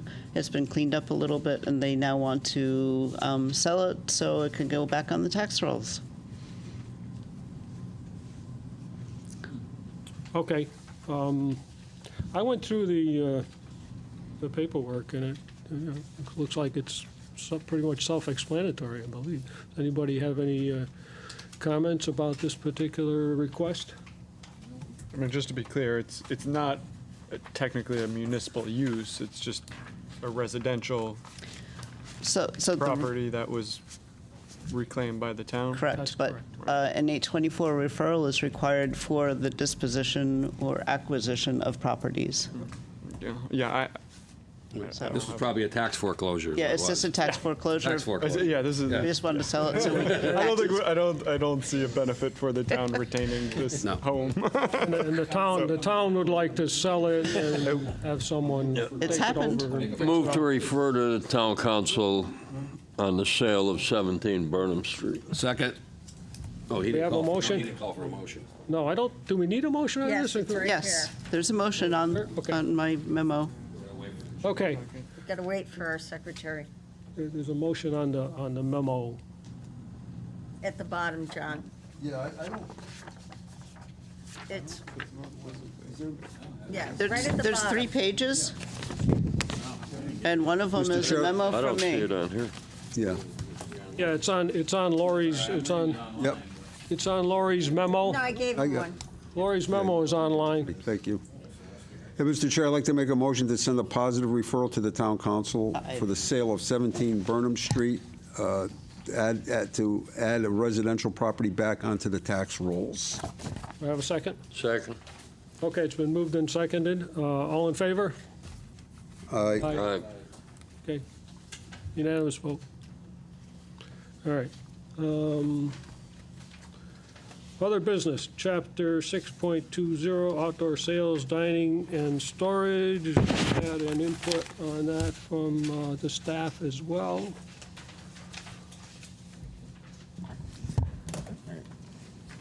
With various changes that have been made to 6.20-17. I got it. I can. So do one of you like to, would one of our staff people like to summarize? Yes, of course. So. I'm never as sure we- which one of you guys is now doing this one, you know? Is it I Lori take or- turns, it's long. Yeah, we might just go back and forth with it. All right, go ahead, that's fine, too. So starting with 6.20.17, which is outdoor sales, we decided, because we remember at the last Planning and Zoning Commission meeting, there was a lot of conversation going back and forth between outdoor sales and potential outdoor storage. So we spent some time as staff looking at these sections to figure out what you guys might like the most. And with outdoor sales, we made a couple of small adjustments. And for 6/2017-1, the first section, we just tried to simplify the language a little bit. We got rid of fresh fruits, vegetables, plants, and flowers to just products, because this could be for any kind of outdoor sales, not so strictly vegetation of any kind. And we also added in section B, a maximum square footage which shall be no more than 4% of the patron floor area and location of outside storage area. So we added the no more than 4% of the patron floor area. And the way that we came up with that was we were thinking about Home Depot. They currently have an outdoor sales area, and we thought that they would be a pretty good baseline. We took the rough area of what they currently have, compared that to about what their indoor patron floor area is, and it came out to about 4%. And so that's where we got that number. And then we added a couple more sections being G, H, and I. G, we rewrote it to outdoor sales areas shall not impact any vehicular or pedestrian traffic. This is just to clarify that outdoor storage areas won't create a hazard from existing. And we also added that no merchandise display shall be allowed if it will reduce the amount of parking in parking areas, to just make it in line with a lot of our other regulations. And we also added that no outdoor merchandise display shall be allowed within the front yard setback, as not a whole lot is normally allowed within the front yard setback. So this is a consistency thing that we added to this section as well. Okay. Moving on. Well, we didn't add anything to outdoor dining. The only thing we added next to was, I think it was just outdoor storage, so I didn't highlight anything. Did you highlight anything in that? No? All right, so then, and then another edit that we made was going to 630.3, which that's on the back end of the packet. We remember from our conversation, this felt pretty repetitive to the outdoor sales regulation that we just went over. So we thought it was appropriate to strike it from potentially the regulations because it felt repetitive. It seemed unnecessary. And so that's that change there. Well, we also changed under 6.20.9, under outdoor storage, we made it a site plan rather than a special permit. That's what it was. Thank you. And then under A3, under the same section, 6.20.19, we said the commission may require outdoor storage to be screened rather than shall. So, and we did that. I have a couple of questions. Go ahead. If I may. Sure. So under 620.18K, somewhere down there, like under II3, maybe make another 4. Shouldn't we have something in there that puts in that the applicant should demonstrate that they need to provide protections to the outdoor dining from traffic? Because I remember we had some incidents like with Chicago Sam's where they were putting it out on that sidewalk, and then we made them put in some Jersey barriers or whatever, concrete, because of the traffic. And I just it should be general language that they got to demonstrate that that they're protecting the public, so that a car just can't jump a quick curb and take out about 4 tables full of patrons or something. It's just a safety thing. Yep. It's not really a mandate, but they got to demonstrate, but it forces them to demonstrate that it's adequate protection. But some sort of language for that. I would certainly recommend that. On 6.30.2, I, it says no registered motor vehicle or motor vehicle registered to the dealer shall be stored, parked, or near the street or in front of the building. I'm not sure if the word dealer is appropriate for what we're trying to read. Should it be? Are we trying to restrict it from like a repair facility? Because a dealer implies that they're a car dealer or selling cars and so forth. Is that? Am I reading it? Well, it's for sale of new and used motor vehicles, so they would have to be a dealer to sell a vehicle. Yeah.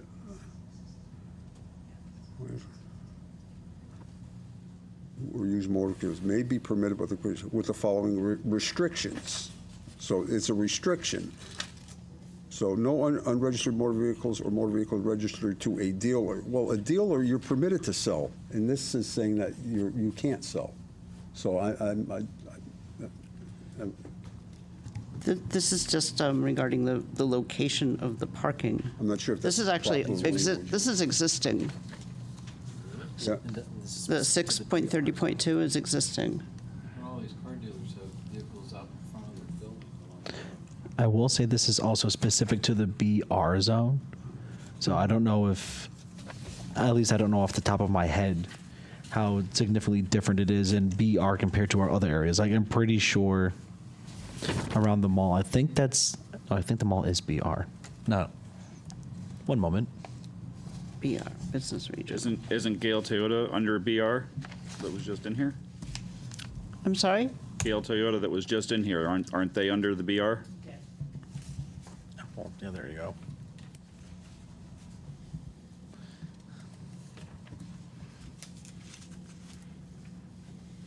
Again, I'm reading it It is like, BR. it says a dealer cannot have a motor vehicle, an unregistered motor vehicle. Or a motor vehicle registered to the dealer. But that's the motor vehicles, that's a dealer's business, is to have unregistered motor vehicles. That's what I'm saying. Is that the right word? Is that read right? It may not be right, because the car dealers, on Paloma Drive, all the cars are parked out front.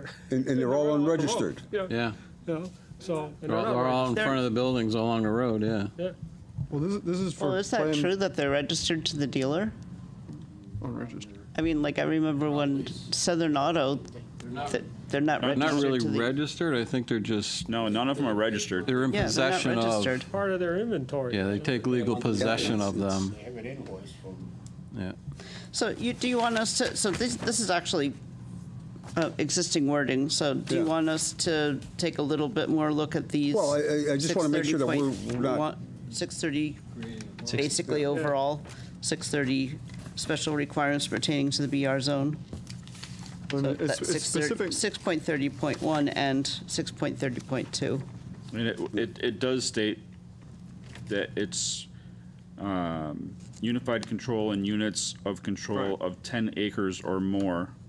Yeah, planned commercial developments. I think it's written functionally for the mall or Yeah, the plazas in the mall area. I guess, what does the word dealer mean in this phrase? What I read it as a car dealer. Right. Okay, and maybe I'm wrong. Maybe it's, No, I You're right. no, I didn't. Right. I think the question is, you gotta go back one step and say, what is a planned commercial development? Because it's not a car dealer that's sitting by the side it's- of the road. right, Right. right. 10 acres or more. Development, you were just saying like a mall or Yeah. that type of thing, this take Yeah, place. because it goes down further to say car dealerships and da-da-da. So that's where my mindset was, is that, how can you restrict a car dealer from having unregistered cars in front of his lot? Yeah, Commercial development. Okay. I think, I don't know what this was supposed to be for, but it doesn't make sense. Yeah. I think that was the problem, is some of the car dealers were parking cars over at the mall and That's correct. selling cars from the mall. And That's for, what, right. for years, Leah had Yeah. cars parked all over at the mall. I don't know whether he rented space, whatever he did, but they were all in the back of the mall. Yeah. And that's what that was referred to, I believe. I don't believe it has anything to do with car dealerships that are on a 2-acre piece, or, that's here's the mall, where you're gonna park the cars. Yeah. And Excess storage, almost, Yeah. in a way. Yeah. Yeah. Basically. Yeah, so it's saying you can't keep your excess car dealer storage in the main mall parking lot. It has to be behind the mall. Exactly what they're doing. Yeah, that makes a lot more sense. Because the following sentence then said, it shall not apply to new and used car dealerships which have as their principal means the sale of motor vehicles. So it would be, yeah, so like selling off-site. Yep. Yeah.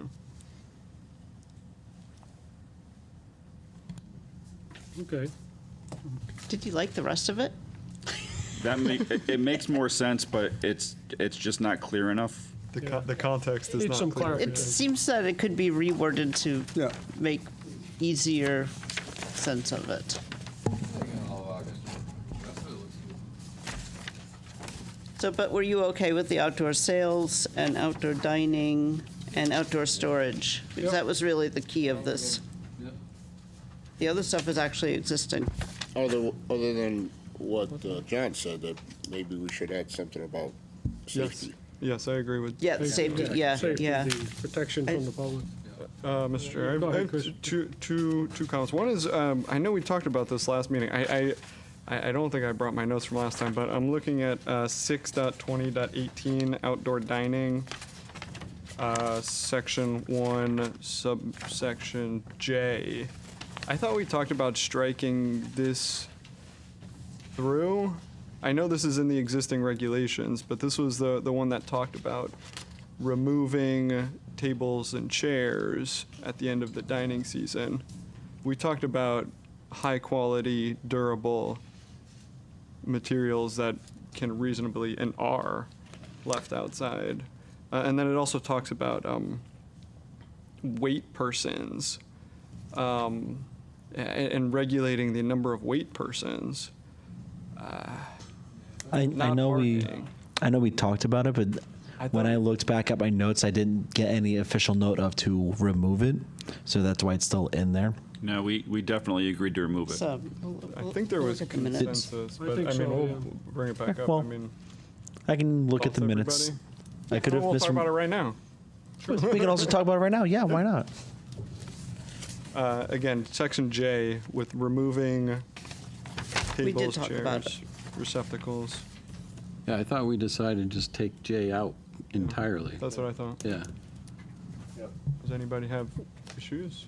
But we can't, the outdoor dining area can't exceed 50% of the floor area, I think needs to stay in. That's at the Where it's bottom. conducted by weight persons, yeah.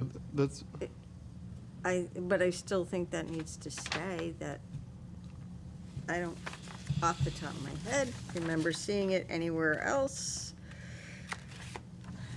How about staff will take a look at our minutes and figure out what our conversation was? 50% somewhere else.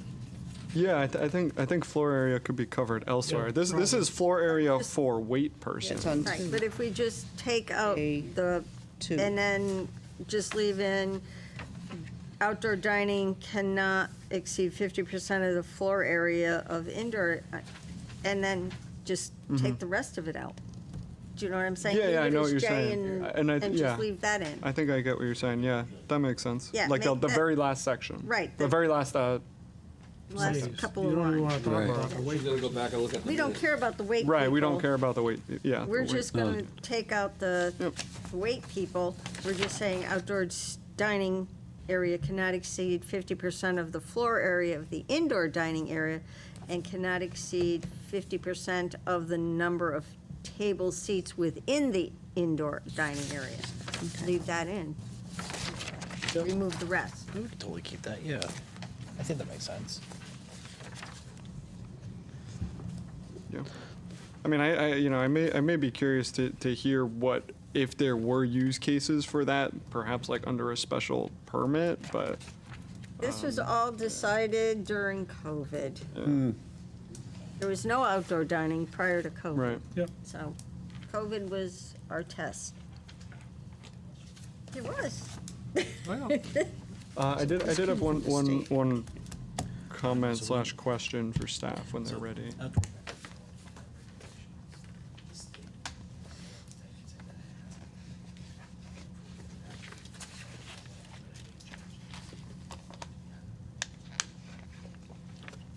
So the outdoor dining, I mean, most of the wording came from the state, but we could double check the waitressing or the wait staff and things like that, so. Okay, yes, for staff, the first thing you talked about under 62017 1B. Sorry, I can't hear you. The first thing you talked about, 62017 outdoor sales, 1B, the maximum square foot. Yep. So I don't have concrete examples, and I appreciate you sharing a realistic example, but I worry that Home Depot should not necessarily be representative because they have so much floor space. So would smaller applicants with significantly less floor space. Like, this feels like it would probably be very restrictive to them if you had a much smaller lot with much small, like, I'm thinking of, what's the garden store on 190? Oh. Oh, I know what he's talking about. I mean, that's like, Growth the growth company. Growth company. I mean, that's almost exclusively outdoors.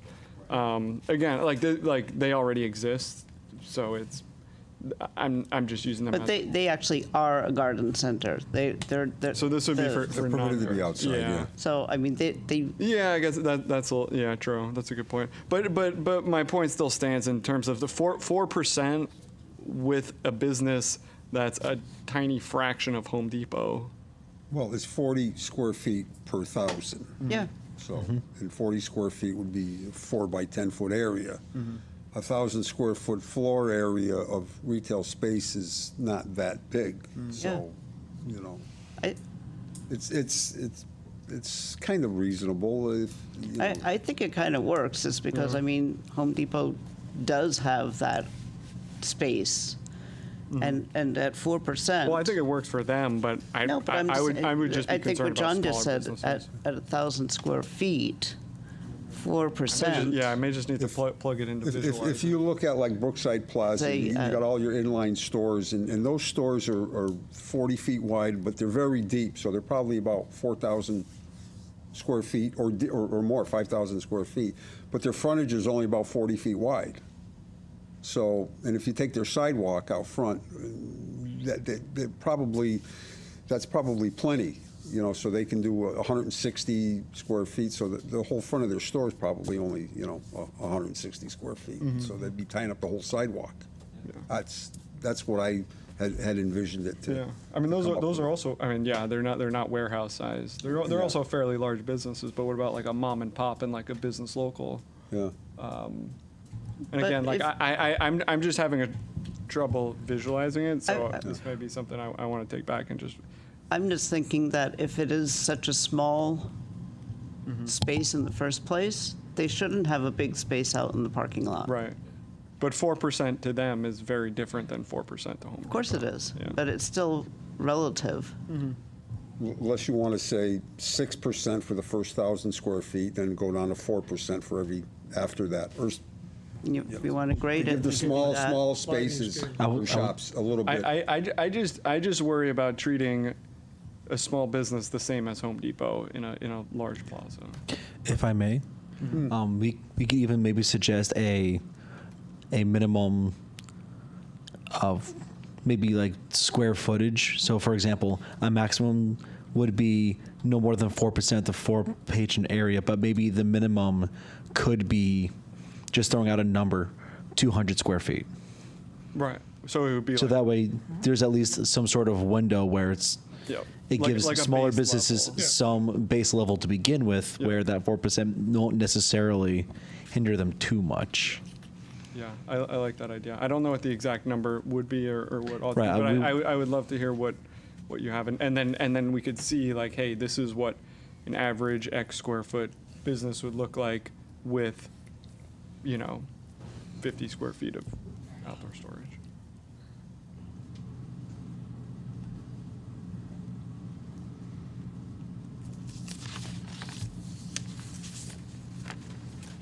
All right, we'll look at that again.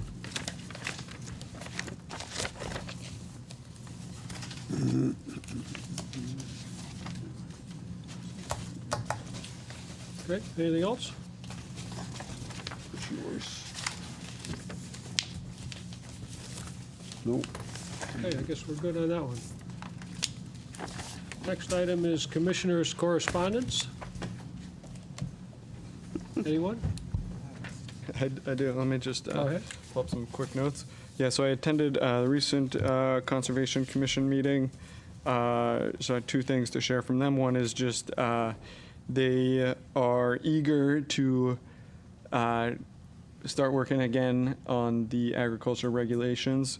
So they just asked that we inform them and involve them once we set up our working sessions so that they have the opportunity to either attend or at least stay in the loop.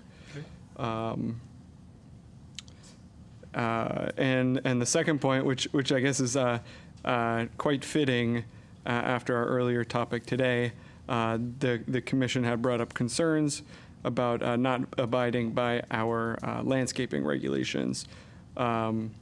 In particular, not enforcing tree requirements, and in some cases allowing applicants to omit trees and substitute with shrubs.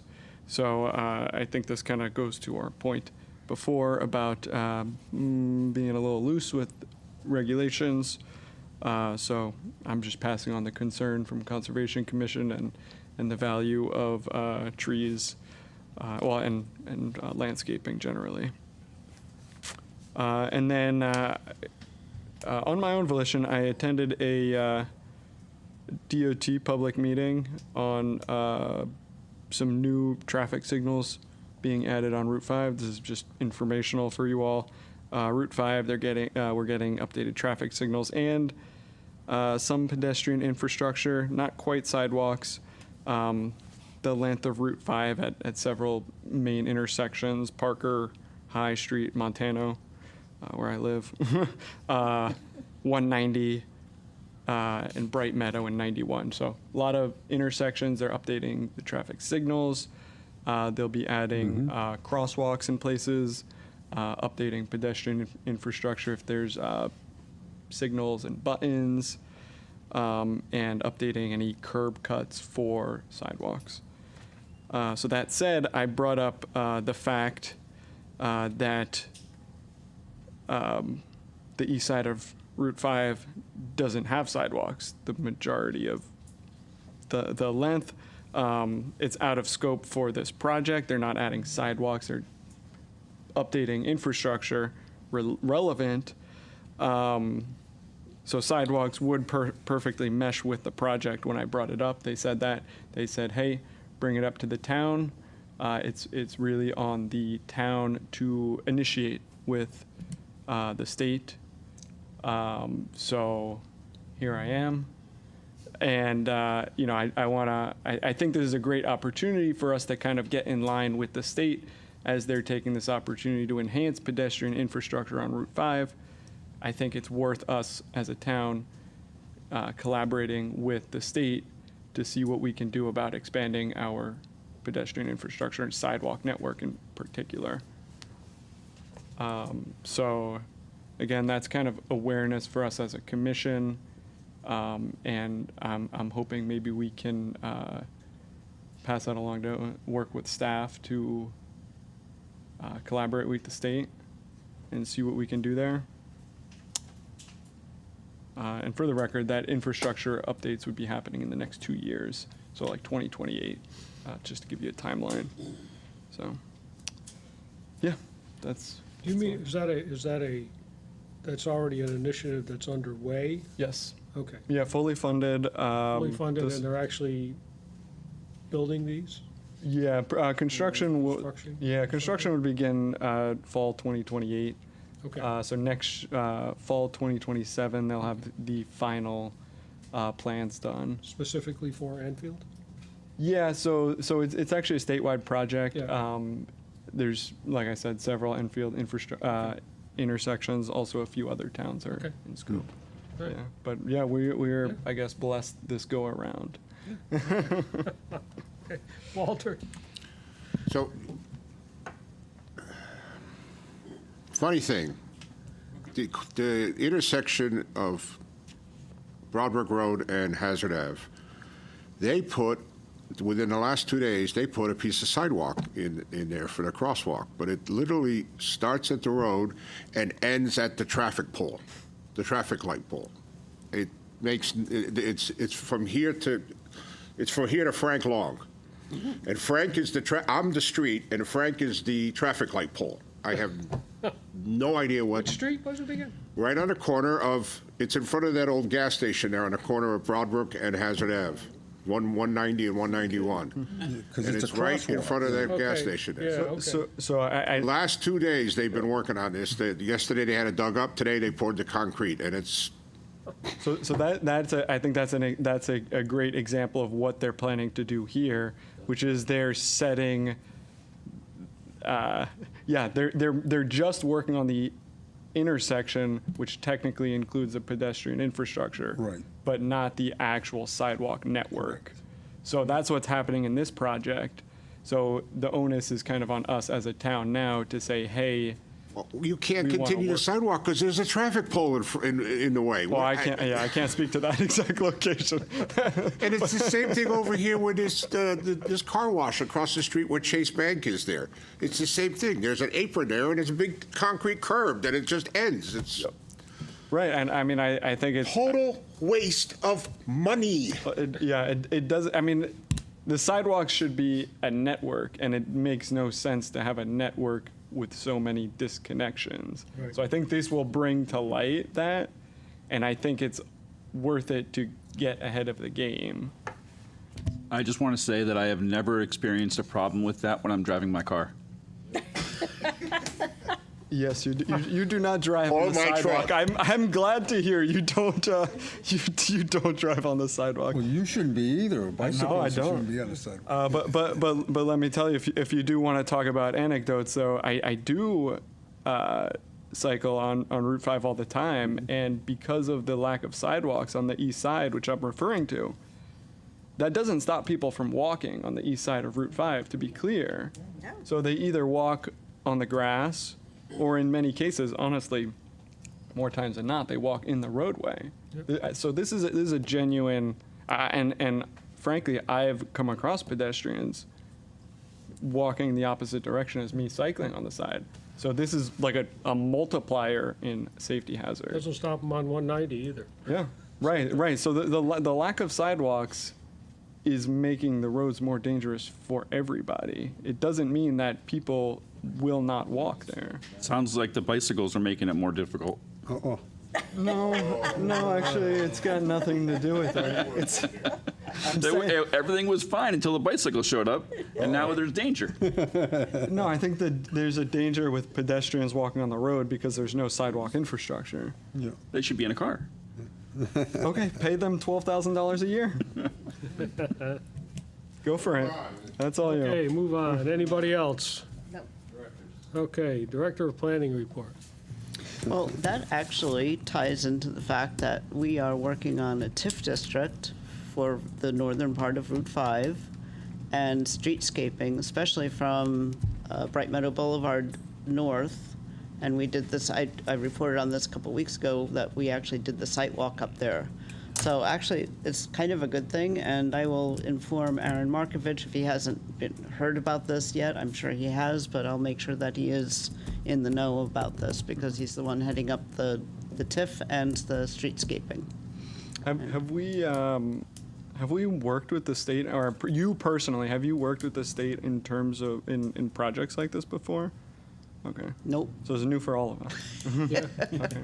Not here, anyway. Yeah. I think it'd be something to go before the council first, I would think. So. Probably. Yeah. So what they specified at DOT is they'd like to hear from the Enfield Traffic Authority, Sergeant Myers, in particular, or at least that's who they directed me to. The Enfield Traffic Authority is the town manager. There you go. I think Sergeant Meyer just might be their But closest Sergeant Meyer is our connection. traffic officer. Right. I think he's just the closest connection to state road traffic related knowledge. So keep us posted.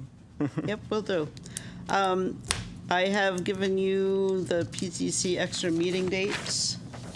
I sent them to you this afternoon. Maybe you did, maybe you did not consider the dates.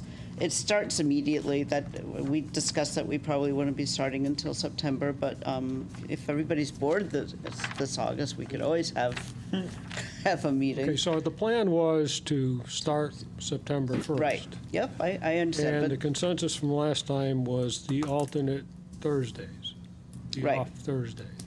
So we'd be starting. Sounds like there are enough of them here that we're okay. So I asked, the reason I asked Donna to check on Wednesdays is because sometimes Thursdays would not be available. But it appears that pretty much just about every Thursday we we could find a room, whether we Sure. like the room or not. Yeah, because you got three Enfield, different. Skinnicoe, Yeah, council it Doesn't really chambers. matter. Just as an FYI, the fourth Wednesday of every month, the Historical District and Fair Rent meet, and Fair Rent is either here in the council or in the Skinnicoe room. But that's a because Wednesday. That's a Wednesday. Yeah, so- So Wednesdays wouldn't work really well. Okay, so I mean, we were thinking of trying to do every other Thursday, so. Thursdays are good. So I think we'll. Thursday. Our off So- Thursday, so and our then, you know, off if we need Thursdays, and what to do about the- something else as we go along, we'll talk about it, you know? Yeah, so we'll just schedule them. Okay. Yeah. And what sort of timing are we looking at? I mean, I know a lot We of you said are like working. 5 to 7 or I mean, you know, is 5:30. 5 o'clock good? Is 3 o'clock good? Is 7 o'clock good? 5:30? I can't make 5 o'clock. I can maybe make 5:30.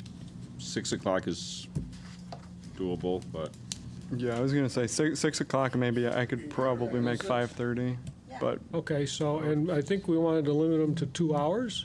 Is that what we said? We did say that, right? Yeah, max. Okay, so 6 to 8? 6 to 8 PM on alternate Thursdays. Right. Okay, so just so you know, the first Thursday of every month, the council chambers is not available. That's incorrect. Oh, 9/3, you can't, there's a meeting at 7 o'clock already, and on 10/1, there's a meeting at 7 o'clock. It's the chambers. Yeah. But she's got, council chambers are open from 5 to 9. I don't know if that takes precedence over this board. If they've already got it scheduled. Oh, down on the yeah. schedule. Council So- meeting? so- Oh, yeah, no, she's talking about it. Oh, no. So- Oh, yeah, She's yeah. talking about the Republican Town Committee. But they've got it scheduled, so I don't know where. That I don't know. Yeah. Okay, I'll okay, have her so- double check that, so but I pick a- mean, pick a room. between the 3 rooms, Yeah, we we should don't have need this one. room. Pick a room, we don't need this downstairs. one. Whatever room, 6 to 8. Yeah, I Good to personally go. like the collaboration of the round table versus okay. here. Now, Yeah, with that me too. said, Workshopping. in October, on October 8th, 2 assistant planners and I will be at SNEPA, which is a PZC night. So I was wondering if we could cancel that and reschedule it to either the one before, the October 1st, or the 15th. So that'll screw up our little workshop schedule, one but little we're glitch. not gonna be able to be here because it's the only time they have the SNEPA, so Or do we want to move them to your, I'm- we would have to move the planning and zoning meeting, no? that's what I'm asking. So would we move it to the 7th, like we did on other things when it was on a Thursday? We could try to do the 7th. That's a possibility. I mean, we did that back in March. we did, yeah. Well, so actually, we go that night. So because the sessions Oh, start okay, in the Okay, morning. Okay. They start at like 8 o'clock in the morning. So we usually go the night Well- before, so we're there. So what's good for you guys? Yeah. Check your calendar and give us a suggestion. I mean, I was just thinking, I mean, what would work best for us is probably just the Thursday either prior or the Thursday So do afterwards. 2 in Yeah. a row, do just two meetings in a row, right? yeah. So do the PCC meetings on the 15th and the 22nd? Should we wait and see what application, by September, we'll know what applications they are, and then we can Well, we decide don't, that? we won't know until 2 weeks before the meeting. So we just moved Yeah. the 8th to the 15th. Yeah. Right, exactly. Right. Yeah. Okay. Still have the 22nd as So well. we're going to cancel the 8th, and we're going to schedule a special meeting on the 15th October, right? of Right. October. October. Changing it.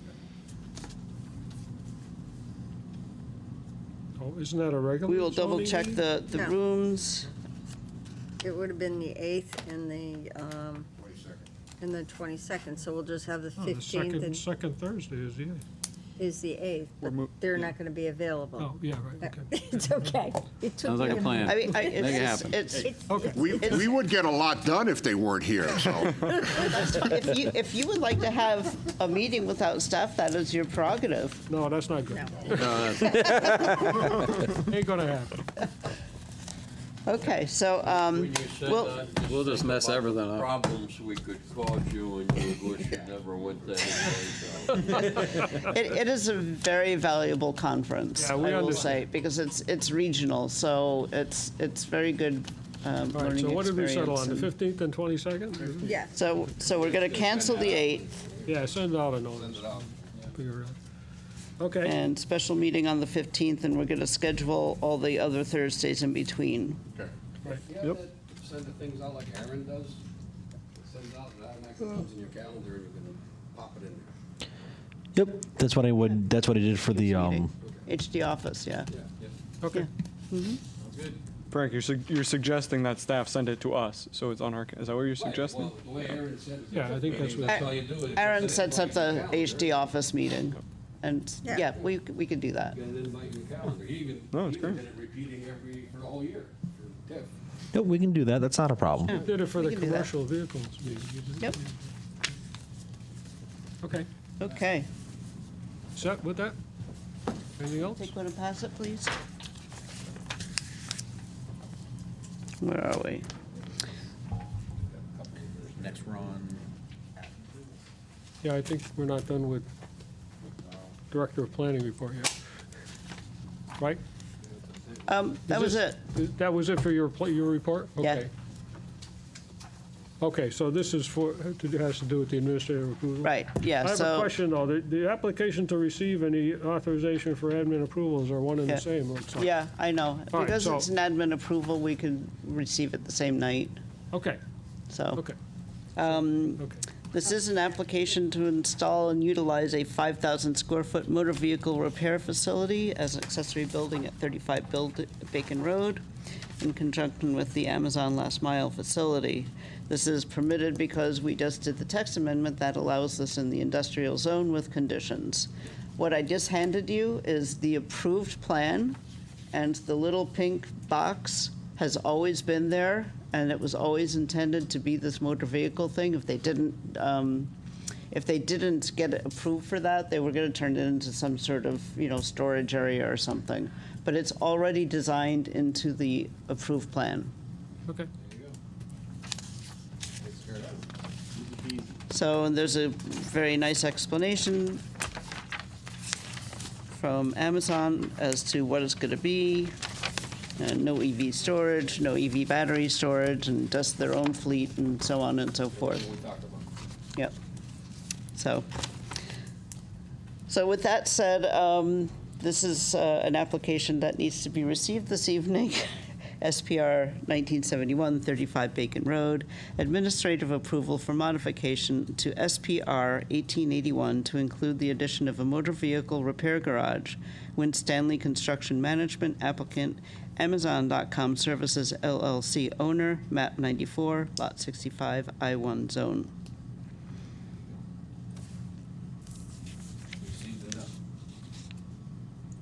Happy summer. This was what was recently administratively approved. The same property recently, it was the downsizing of the Win Stanley? Yeah, the downside. Right. Yeah, yes. So did they just You- forget to include this? Or, Did they what? because that was like They last forget to month. include it, he said. It was very recent. This was, the plan that I just gave you included that little box. But not- It wasn't an approved use when they did this. They came in for the text amendment subsequently, Or the text. and now they're coming in for the admin approval for Okay. That's why that they had to use. separate it. 16 should have been 17, and 17 should have been Understood. Originally, it wasn't identified as. Right. It's just sequence of events of our agenda. It's all good. Right? Yeah. Yep. Sounds great. 16 should have been 17. Oh, No, that's not what he was asking. that would, yeah. That's not what I was asking, but that would make Wasn't sense. what he's asking. It I was know what he was just asking. because they got an admin approval for the overall site because it was much smaller than what was approved, which is a common planning practice, and it was absolutely permitted. You're a common planner, so. Okay, any questions or I hope I'm issues not with too this? common. No. I'm hearing we're good. Okay, we're good. We're good? Adjournment? Yes. Oh, I didn't hear it. Was there a vote? But do we have to vote? We have to vote? Walter? To raise hands. Administrative Walter. approval, we do have to. Walter? No. Okay. Oh, do you mean, we're at 20 already? No, not yet. We have Oh, to you vote think on so? the administrative Opportunities. approval. We're all happy. Okay. Opportunities. Do we Do we want want it? administrative approval? No. Nope. No. Administratively approved. Are we gonna vote on We it? have a consensus. We just, I we think, I don't think we I just don't think we report have out any on nays. it. We need it. We have We need no a nays. vacation. Okay. Opportunities, unresolved issues. Nothing. None. Executive session, none. None. Motion to adjourn, please. Second. And let's enjoy our August off, please. All in favor? All in favor? Enjoy your.